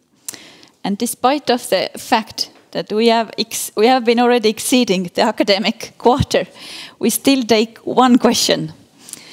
And why we take this one question, I was choosing from the chat, because this could apply almost to everyone, but in advance to the Katariina and to the Katrin. Because the question was that you both have been describing in depth the ongoing research projects and also the coming research projects in the future. And the question was, could you just name one which is just seems very exciting for yourself or for your sort of research aims? And also, like for Katariina, it was the question that in Sweden you do both the Antarctic and the Arctic, but how the balance is actually sort of decided, or how the balance is discussed.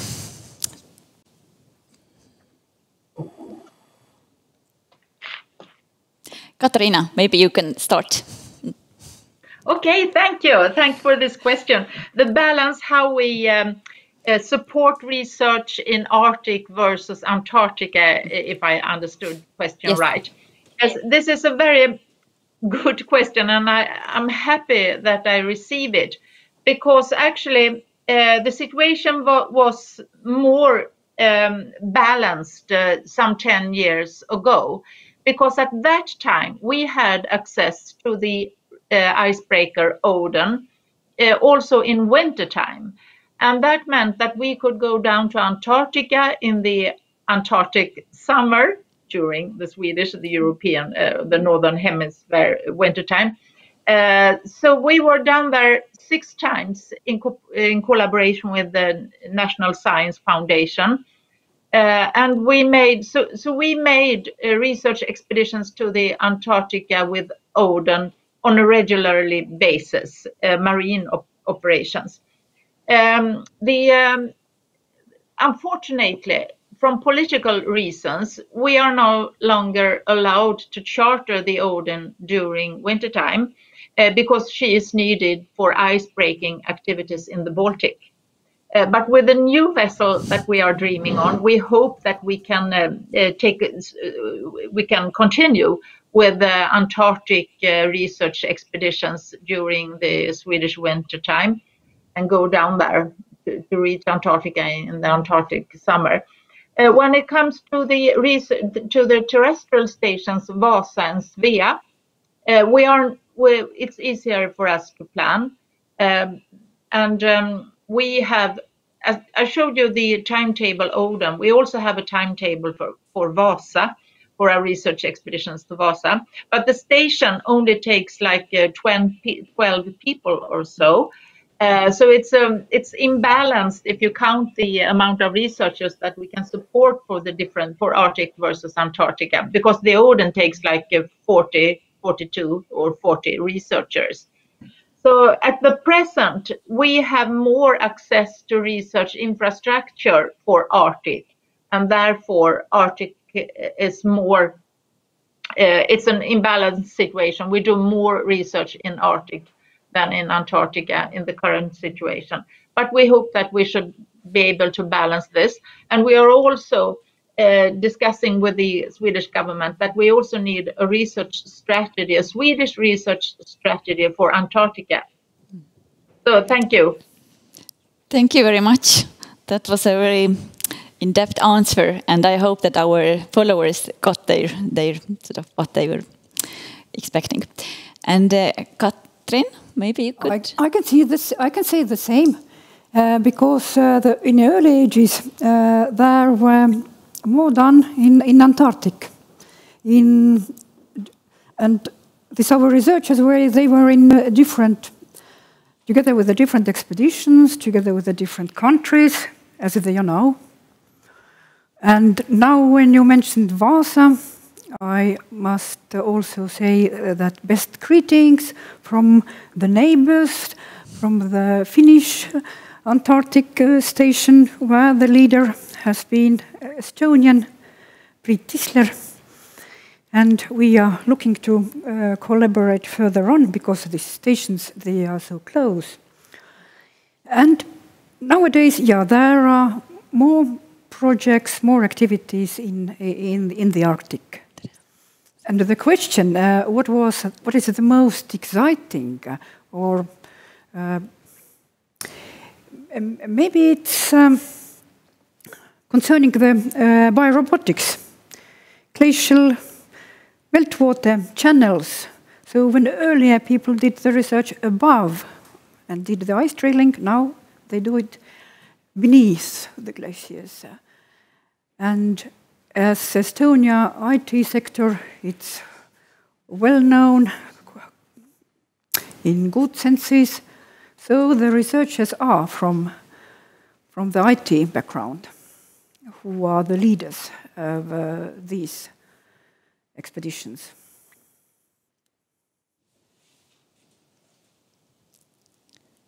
Thank you very much for your answer. And as I said, I would give the floor to the Maris and Reti. Maybe you would like to add yourself something or just reflect, because I know we are over time, but let's give the chance, just that if you want to add something. I would like to add something.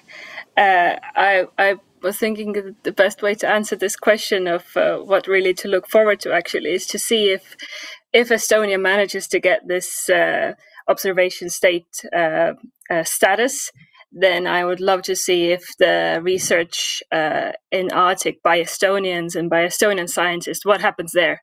Will there be more research topics in Estonian universities? Will there be more collaboration? So I think that's something that I'm personally really looking forward to seeing what happens in that area.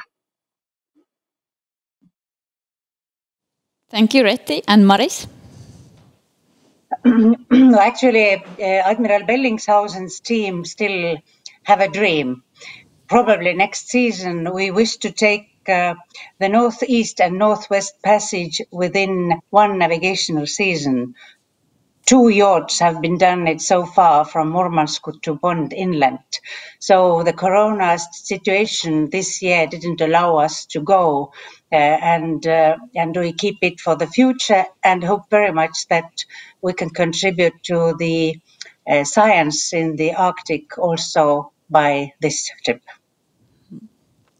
Thank you. And thank you everyone for your interesting and very insightful presentations. Even thought we a little bit over-exceeded with time, but I still think that our followers on the web have patience and they still with us while we say the words to conclude the event. From my side, I would like to thank you, Ambassador, Estonian Embassy in Stockholm, and also the Ministry of Foreign Affairs and the Estonian Maritime Museum for contributing and organizing such a wonderful event. And I would give, from my side, I would give over the last word and the conclusion of today's seminar to Marko. Thank you very much indeed. It has been very interesting few hours, and I think what has happened today is another good example that Estonia takes very seriously what we do and contribute to the international cooperation in terms of scientific cooperation or political cooperation, how to handle all these challenges and opportunities Arctic will give us. And I assure that these debates, what we only start to have in Estonia, in Estonian parliament, in Estonian politics, we definitely are only at the beginning of a long road.